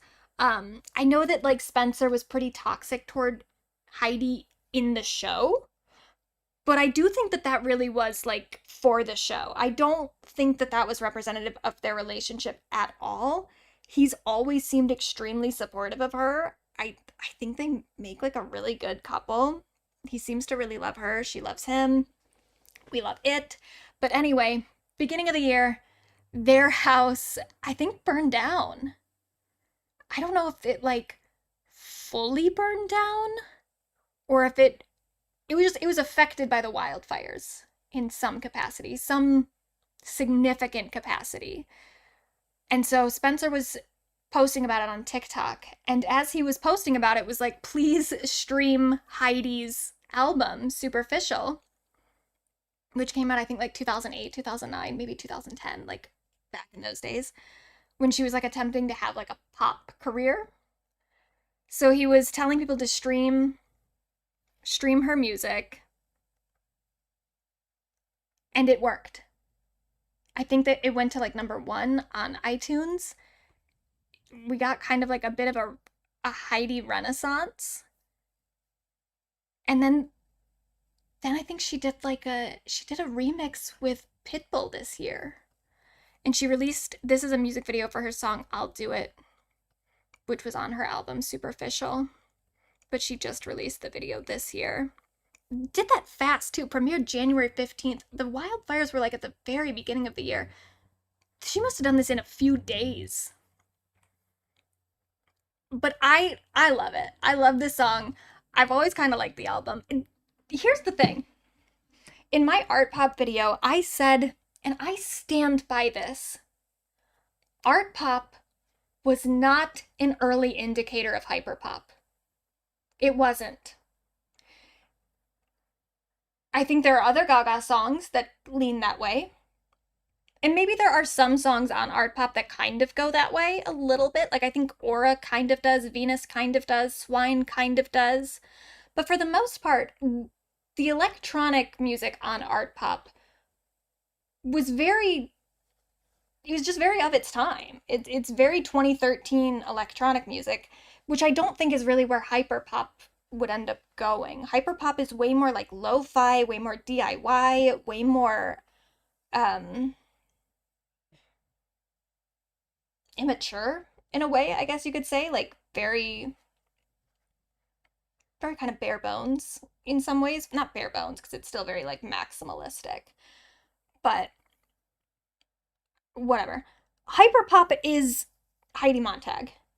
Like, if you listen to Superficial, the album, it's always been like a hyperpop banger. This was ahead of its time. And it always has been. I'm just going to play a second just because I do like the song.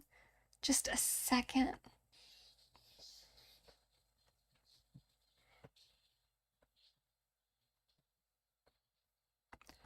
Oh, so good. It's so good. And it's always been good. And I'm glad that she's finally kind of getting her flowers for that. And I'm happy for her. They did a re-release of the album. Oh, I'm still in that window. So this is the Heidiwood edition in 2025. Again, remix with Pitbull. Very cool. Love it. I'm all for it. If it's up to me, and it kind of is, because it's my bracket, I can really do whatever I want. I don't need anyone's opinion, but I do want people's opinion. But if it's just me making the decision, I'm putting Heidi Montag in the bracket. I think she deserves it. And I can't wait to get off stream and listen to that song, actually. I'm gonna do it. I'm gonna make John listen to it too.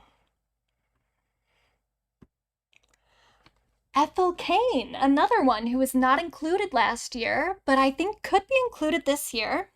We'll see. She did put out a project earlier this year. It's not an album. If you look on like the Wikipedia or anything, it's not listed as an album. It's listed as a studio recording or a project. It's very interesting. It's just kind of... I want to play some of it, but I feel like I'm not going to be able to play a lot. Let me just play like a second.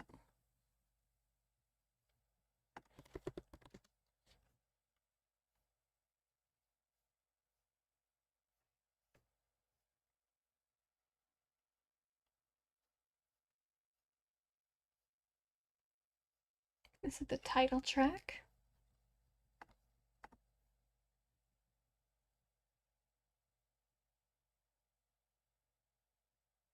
It's just like that.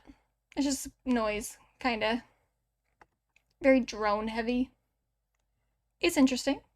But really the reason that I was interested in putting her on the bracket this year is that she did make a bit of noise, a bit of news. She was covered on Fox News because she... Killings of CEOs. Okay, still ahead. Oh, fuck. A popular singer. Okay, still ahead on the big weekend show. Oh, shit. Because I've got the thing put weird. Okay, we'll just have to leave it as small screen. If it'll load. For calling on more corporate A popular singer among Gen Z is hitting all the wrong notes after calling for mass killings of CEOs. That's next.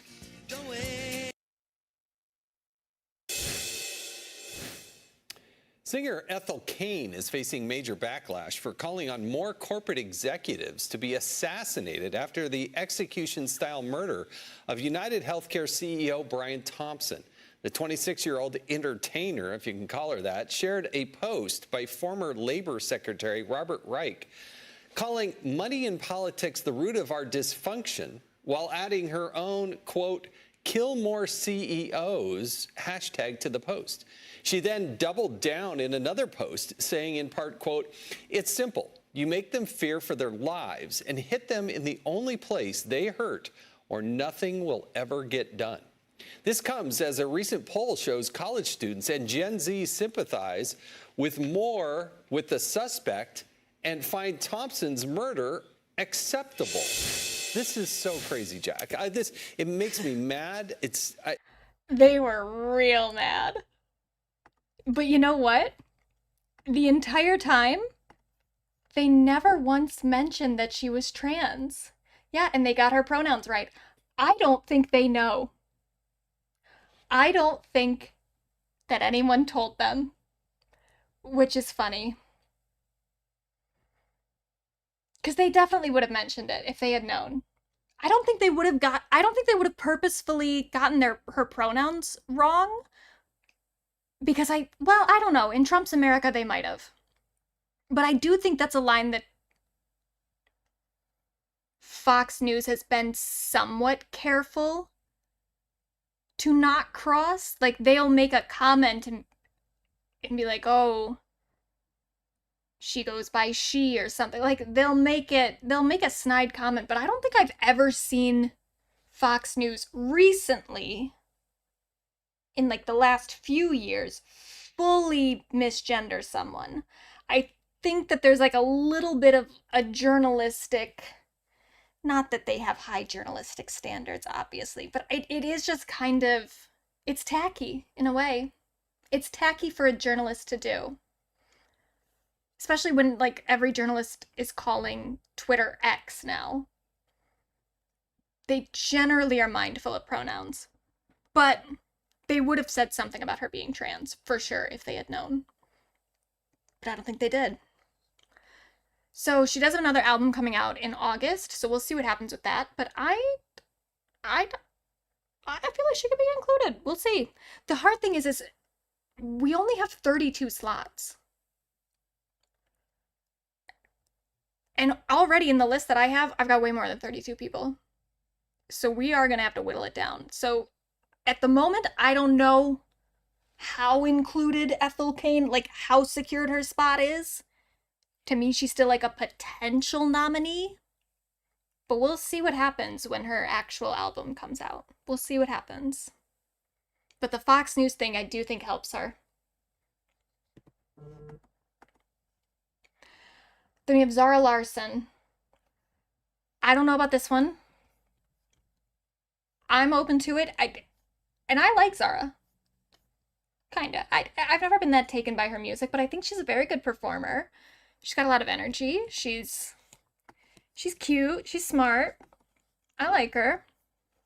I don't think there's anything super unique about her music, but I did see a little bit more kind of movement around her with her latest song. She has a song called Pretty Ugly. A lot of people are saying that maybe this will be the song to get her out of the Kaya asylum. That being said, this tweet right here is from April 25th, so we're about almost a month removed from that. She still very much feels like she's in the Kaya asylum. So more work maybe needs to be done there. But there's potential. There is potential. The next one, Benson Boone. I only know the one song that he does, and I don't even know the whole song. I know what's popular on TikTok. But he does backflips, which is kind of cool. I still don't know what Kaya means. So Kaya it's the singer who does that song, My Neck, My Back. It goes back to like Barb's lore. There was something with Kaya and Nicki Minaj. I don't even know. But the Barbs sort of started going after Kaya and making jokes about how she was like a has-been. Which is really not even what a Kaya asylum means at this point. Like, I think what they were trying to imply was that she's like a one-hit wonder, which she is. Kaya asylum, though, just means like a pop star who's like been in the pop world for a while, but has never broken through to like the mainstream movement, you know? Like Sabrina Carpenter got out of the Kaya asylum essentially with Espresso, though she was already kind of making her way out with that one. What was that one song that she did before? There was Feather and then the other one. Oh, Nonsense. She was making her way out with Nonsense. But there's a lot of people who are still in the Kaya asylum, like Ava Max, Kaya asylum. You could argue that Marina's kind of in the Kaya asylum, but I don't know. There's different people have drawn full maps of the asylum, and there's different like divisions. So Marina would probably be more in like the Carly Rae Jepsen side of the Kaya asylum, where they just have like a cult following, but they're not necessarily looking for anything bigger than that. So, and the same thing with like Charlie XCX. Charlie XCX, people would argue, just got out of the Kaya asylum with Brat, but she was already like a very acclaimed pop artist within like pop circles before that. Same with like Caroline Polachek now. So they're in their own like wing of the Kaya asylum. but they're still in the Kaya Asylum because they're not mainstream. People would argue that Dua Lipa has sort of gone back to the Kaya Asylum with her last album. I think that's a little dramatic, but you can make the argument. So that's all it really means. And it's just she's just an artist that just didn't do well. That's it. Benson Boone, though. He does backflips, which is kind of cool. People make fun of him for doing it, but I think if any of us could do a backflip, we would. I would do it constantly. Constantly. I can do a handstand. And he also, I don't know anything really about his music, but the amount of hate that he's getting, I do think is kind of iconic. For instance, shit.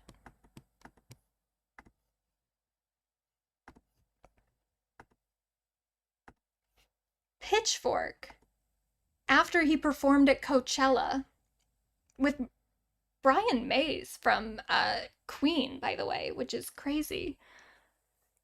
They wrote a review for his Coachella set and said, Benson Boone is horrible, just god-awful, the kind of act that makes you wonder if this whole medium has been worth it.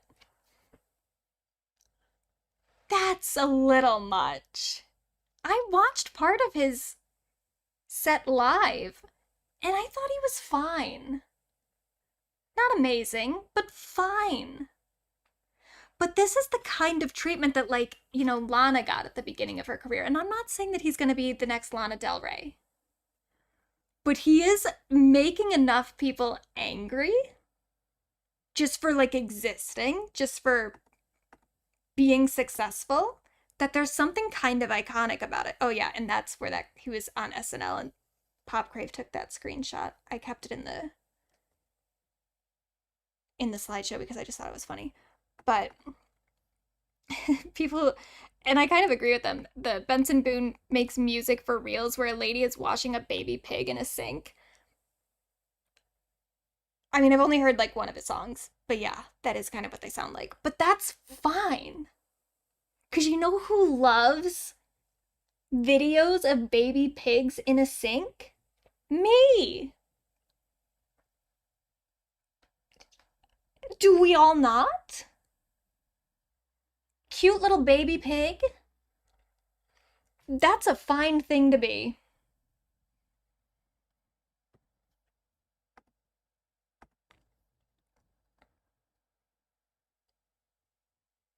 Oh, yeah, and this one was funny too. When Chapel did her speech at the Grammys where she was talking about how artists need health insurance, he immediately stood up. And this person wrote, it had me in tears. Why is that man flipping like that when he has no health insurance? I did think that. Well, I didn't think that at the time, but I thought when he was at Coachella, because he flips off the thing at Coachella, and he's on like a high platform.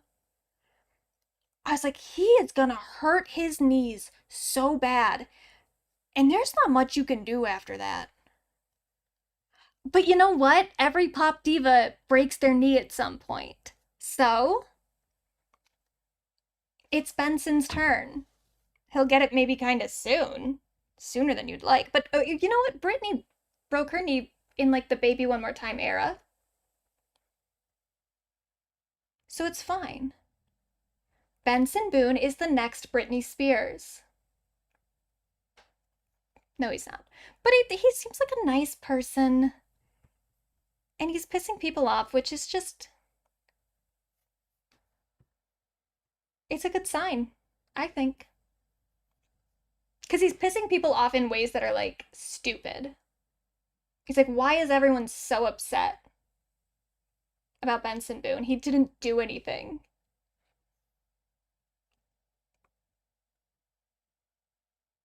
Yeah, I'm rooting for you, Benson. The other one is Lola Young. Lola is, she's a TikTok singer, kind of. Like, she's someone who, her songs get big on, like, TikTok. Not necessarily in ways that are complimentary. She had the one song that people were making fun of a lot. It's like, Then I'm too messy, then I'm too fucking clean. You tell me get a job, then you ask where the hell I've been. That one. People made fun of it, but it is very catchy. And the new song that she just put out is kind of a banger. And I've seen it on my timeline a lot. Maybe because I just keep watching it every time it comes onto my timeline, so it just keeps showing back up. But it's kind of good. And I can't stop thinking about this tweet. I can't unhear it. Ever since I saw this, it says she sounds like Bobby Hill. She kind of does. But again, like with the baby pig thing, I love baby pigs. I love Bobby Hill. So I think that's good. It's okay to sound like Bobby Hill. I'll just play a second so you can hear. I wanna take you on a little ride. I wanna make you feel so nice. I wanna make you. Do you hear it though? It's a little Bobby Hill-ish. But I like it. And again, it's like, it's hard not to root for people that everyone made fun of. And it's cool to see people taking the things, you know, like people made fun of her for that song and she's still going. She's putting out new songs and she's still on TikTok promoting them. I love it. And this song is good. I like this one. So I'm rooting for Lola. And then the next one, the final one we have for today. This one is kind of sad in a sense. Because this is someone who, like, there are certain people who, if they release something, they should just be included in the bracket because there's such a level of iconic that it's like, obviously, they're just always going to be a part of the conversation. If they're in the industry, if they're releasing stuff, they're a part of the conversation. However, I don't know about this next one.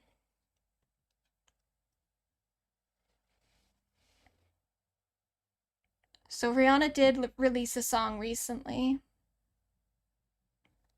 for the Smurfs 2, 3, 4 soundtrack. They can't be on 2. They already did 2. Katy Perry was in 2, was she not? Is that the one that Britney did the song for? Ooh La La, was it 2 or was it 1? It's one of those. But she's in a new Smurfs movie and she's making music for it. And they just released the first song from the soundtrack.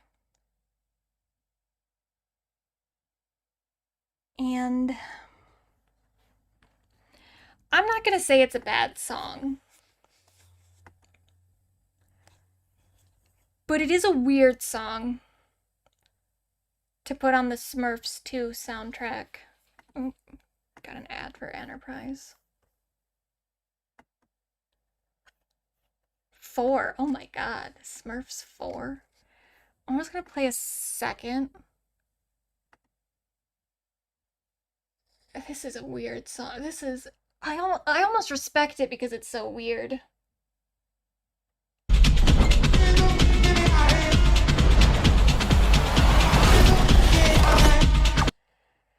Yeah.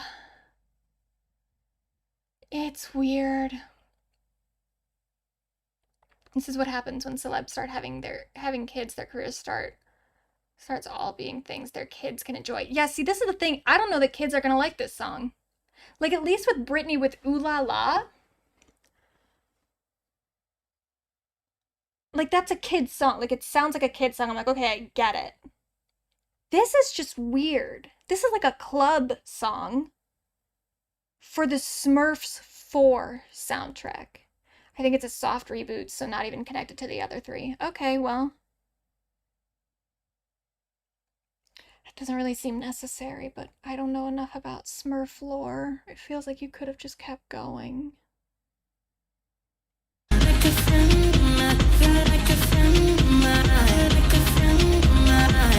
Yeah, it's weird. And the thing I think that's the real problem with it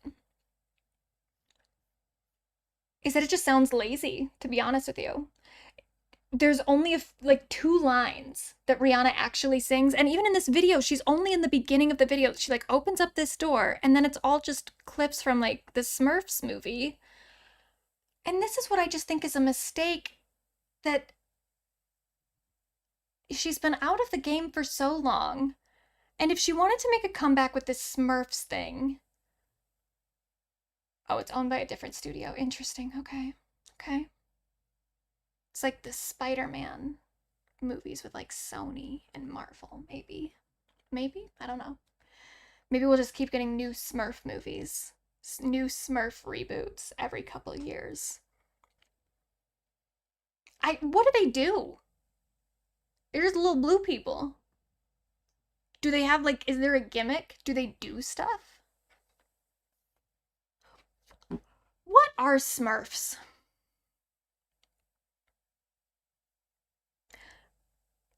Like, was it a TV show? Was it a merchandise thing that got turned into a media thing? What are they? It's one of those things that's like, they're always there. You know what a Smurf is, but I don't know where did they come from?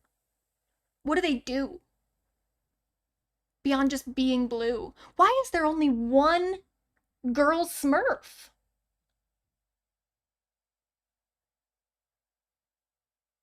Blue communist. Okay, that's kind of cool.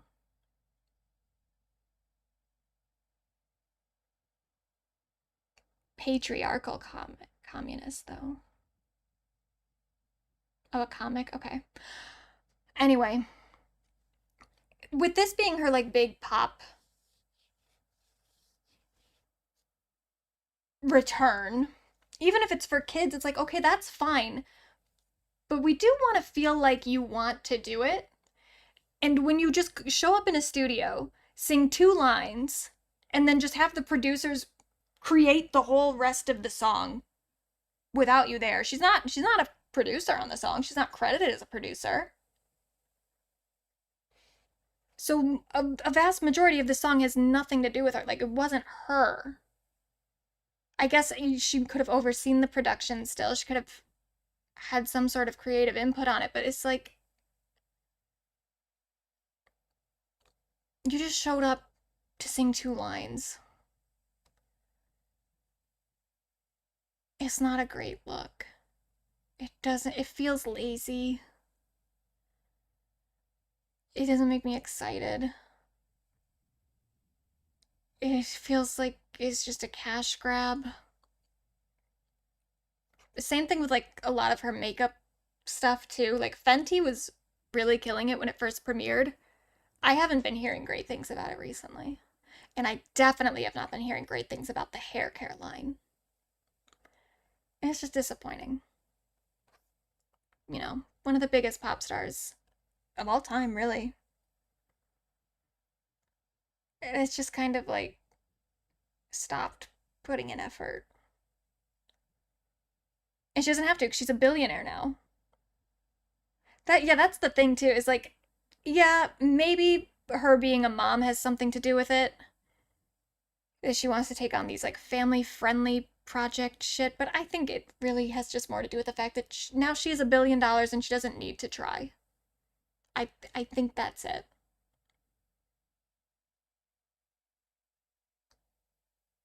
It's sad. So yeah, I don't know.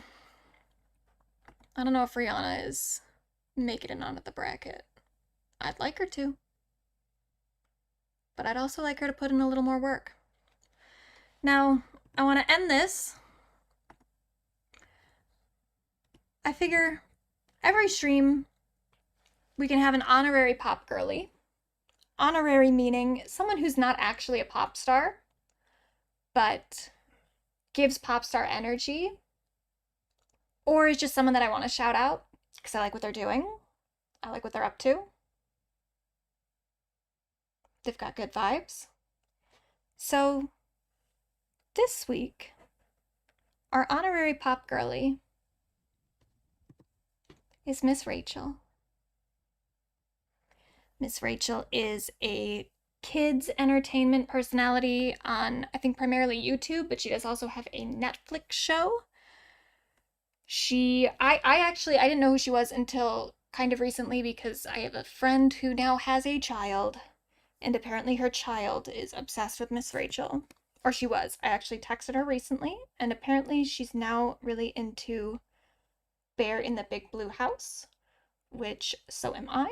So that's kind of exciting. But Miss Rachel, as of recent, has been a very big advocate on her social media for Palestinian children in ways that's pissing a lot of conservatives off. And she's still going.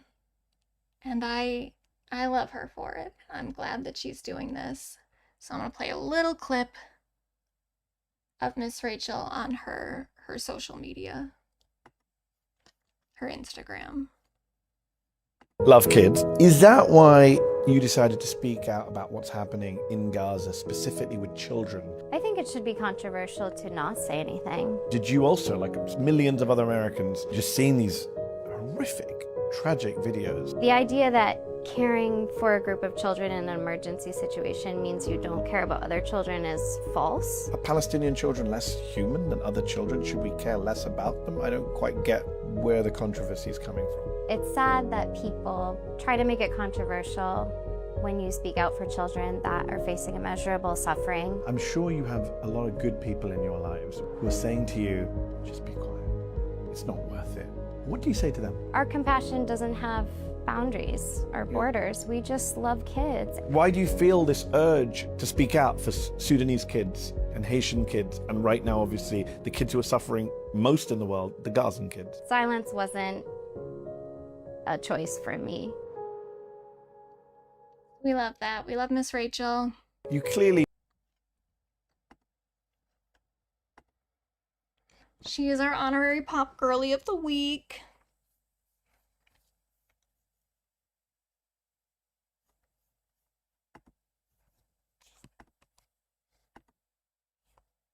And look at how colorful she is.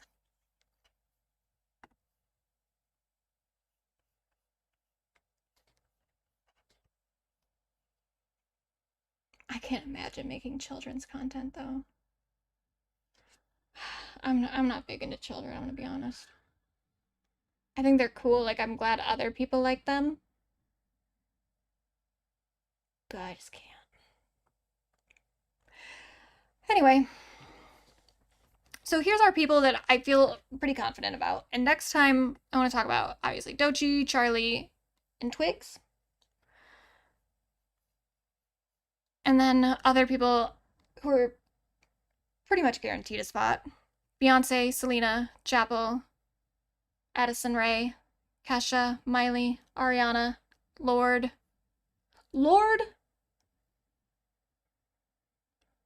I feel right now for sure she's going to be, and she could fall off. I'm not sure. We'll see what happens when she releases some more music. But she's been on some shit recently. That Rolling Stone interview she did, she said some stuff that wasn't super great. But you know what? It just adds to the lore. And it's, you know, it's not great in a way that's like... It's just lore building. It's messy. It gives Stan something to talk about. But it also was kind of gross. I really wish she hadn't said certain things. But oh well. Tate McRae, she almost, I think she honestly is kind of secured at this point because she's still going. But she's also been a part of some conversations as well. Not necessarily great ones. We'll see what happens when that collab comes out that she is apparently a part of. Idiot. Sorry, Tate. I did kind of like her album. Kind of. Then Mayhem came out and I just stopped listening to it.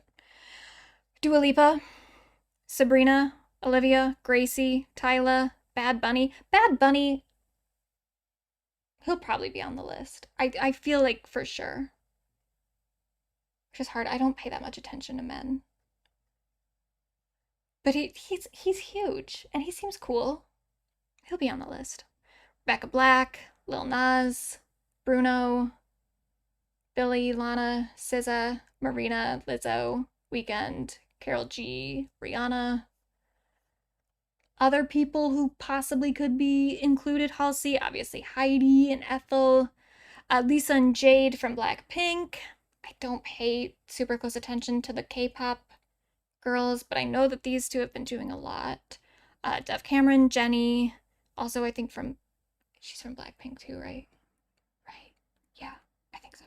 Wait, no, Jade's not from, I don't know why I said Jade was from Blackpink. Jade is not. Jade is something else. I want to put the Blackpink girls together, so we'll just put that up there.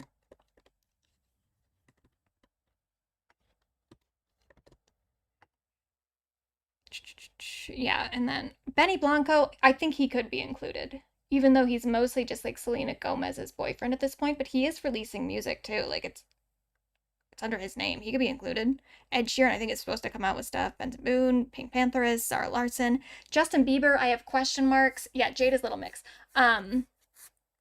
Justin Bieber, I have question marks because he's very much a part of the conversation.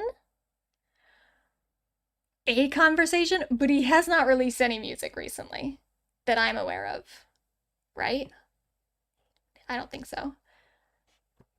So yeah, you have to release something music related to be included. So Justin, I don't know, but he is making headlines.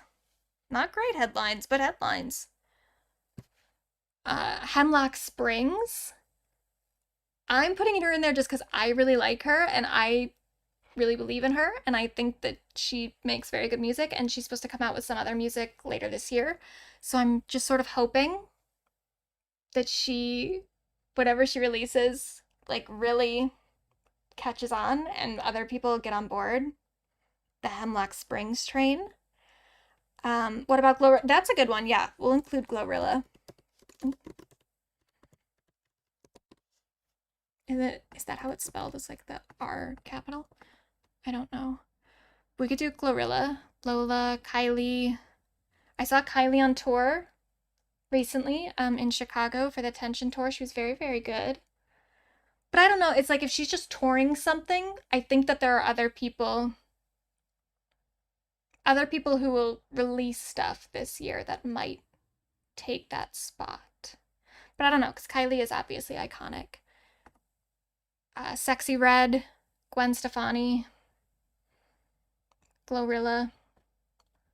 Is there anyone else that you guys can think of that I haven't included? I feel like I'm forgetting someone. I feel like there was someone that I thought of where I was like, oh, I need to make sure I add them on.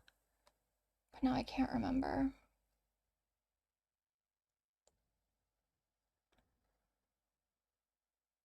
Whatever. It's a working list.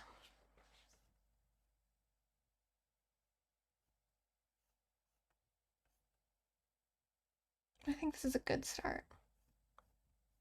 Gwen should be removed from the list for shilling for a Bible app. Well, that's the thing, is that like anything, people included don't have to be included for good things. If they're a part of a conversation, if they're building their lore, if they're adding to their meta narrative, then they can be included. That, you know, it's like they're a part of the culture of pop stardom. So the Bible app thing, it adds to the lore. It's meta narrative. It's gross. But it doesn't take her out of the running. If anything, it puts her in the running more. But yeah, but we also, she's been doing that stuff since like last year. So it's like, I don't know that she's added to her lore significantly, you know? If she does something else, I do think she's one of the first that could fall off this list, for sure. I think she could be gone. But I don't know. Taylor is not even on the list at all, because she, again, has not released anything since the Eras Tour wrapped, so Taylor might just not be included whatsoever, which is kind of crazy. But I think that's smart. Did you watch that A Bit Fruity on her? I did, actually. That was very good. And I think they brought up a lot of good points, too, that this is kind of what Gwen Stefani has always been like. She's never been this, like, outward.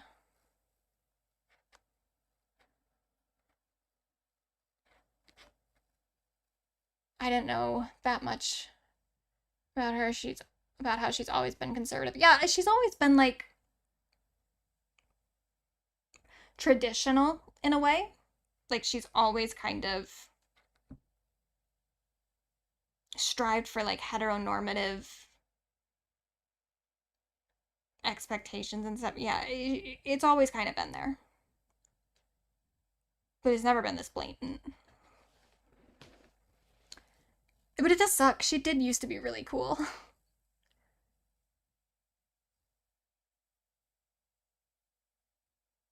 I fear Taylor may be teasing music. Haley Reinhart? I don't know about Haley Reinhart. Is she actually doing stuff? Yeah, Taylor, I don't know. It's hard to say, because I think she could take this whole year off.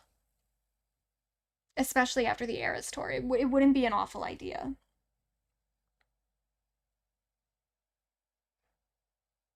But who's to say?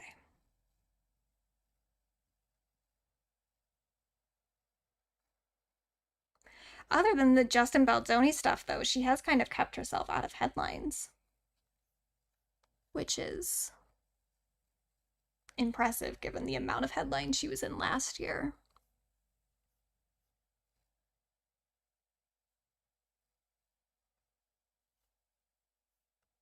Could also maybe put Madonna on here. She has been doing some stuff.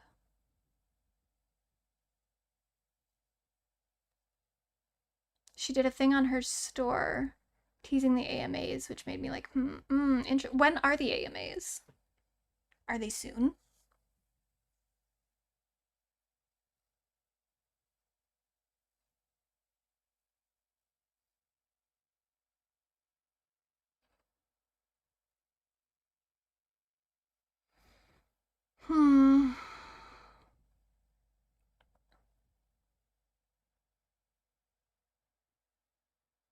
Yeah, I mean, I think this is a good list for right now.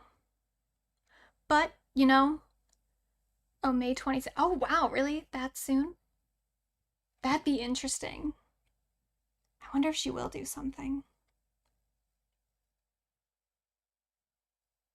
She has to do Reputation at some point. And she has to do her debut, too. But I don't know. I guess we'll see.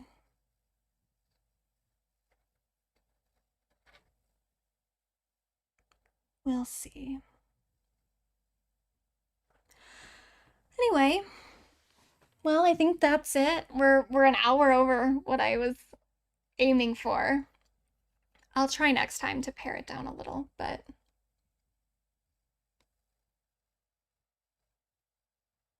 I'm just like, surely she can't do an announcement like that again. I don't know. She might try. She really might try. Especially because the AMAs, I think, are something people don't take as seriously anyway. It is very much just like a promotional thing. You know, like the Grammys, they're also a promotional thing, but they're a little bit more prestigious.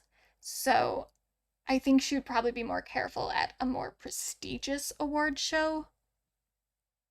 But the AMAs, she might say fuck it and do another announcement. But we'll see. We'll see. Maybe she'll just perform. That'd be nice.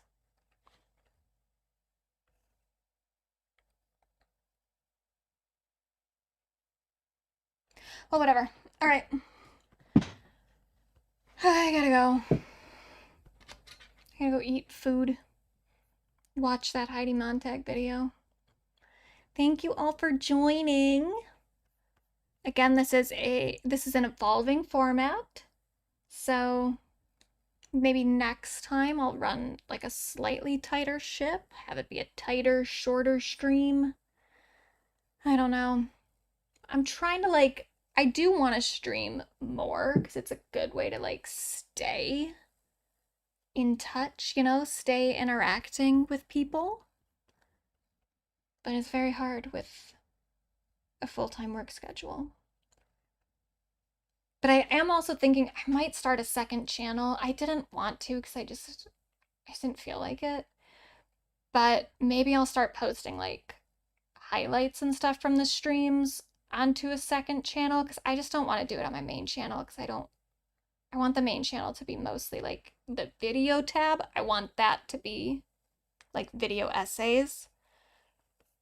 And then the live streams are obviously on like the live tab, which is just nice because it keeps it separated. But I might do a second channel for stream highlights and other extra stuff. I don't know yet. We'll see. We'll see. But we'll definitely do this again so that we can talk about these other girls. And again, I'm on social media. I'm on Twitter. I'm on bluesky. I'm on Instagram. I'm everywhere. Specifically those 3 places. So if you have any other people that you think I should pay attention to, any ideas, get in contact. I'm around. I'm always around. I'm one of the most online people you know.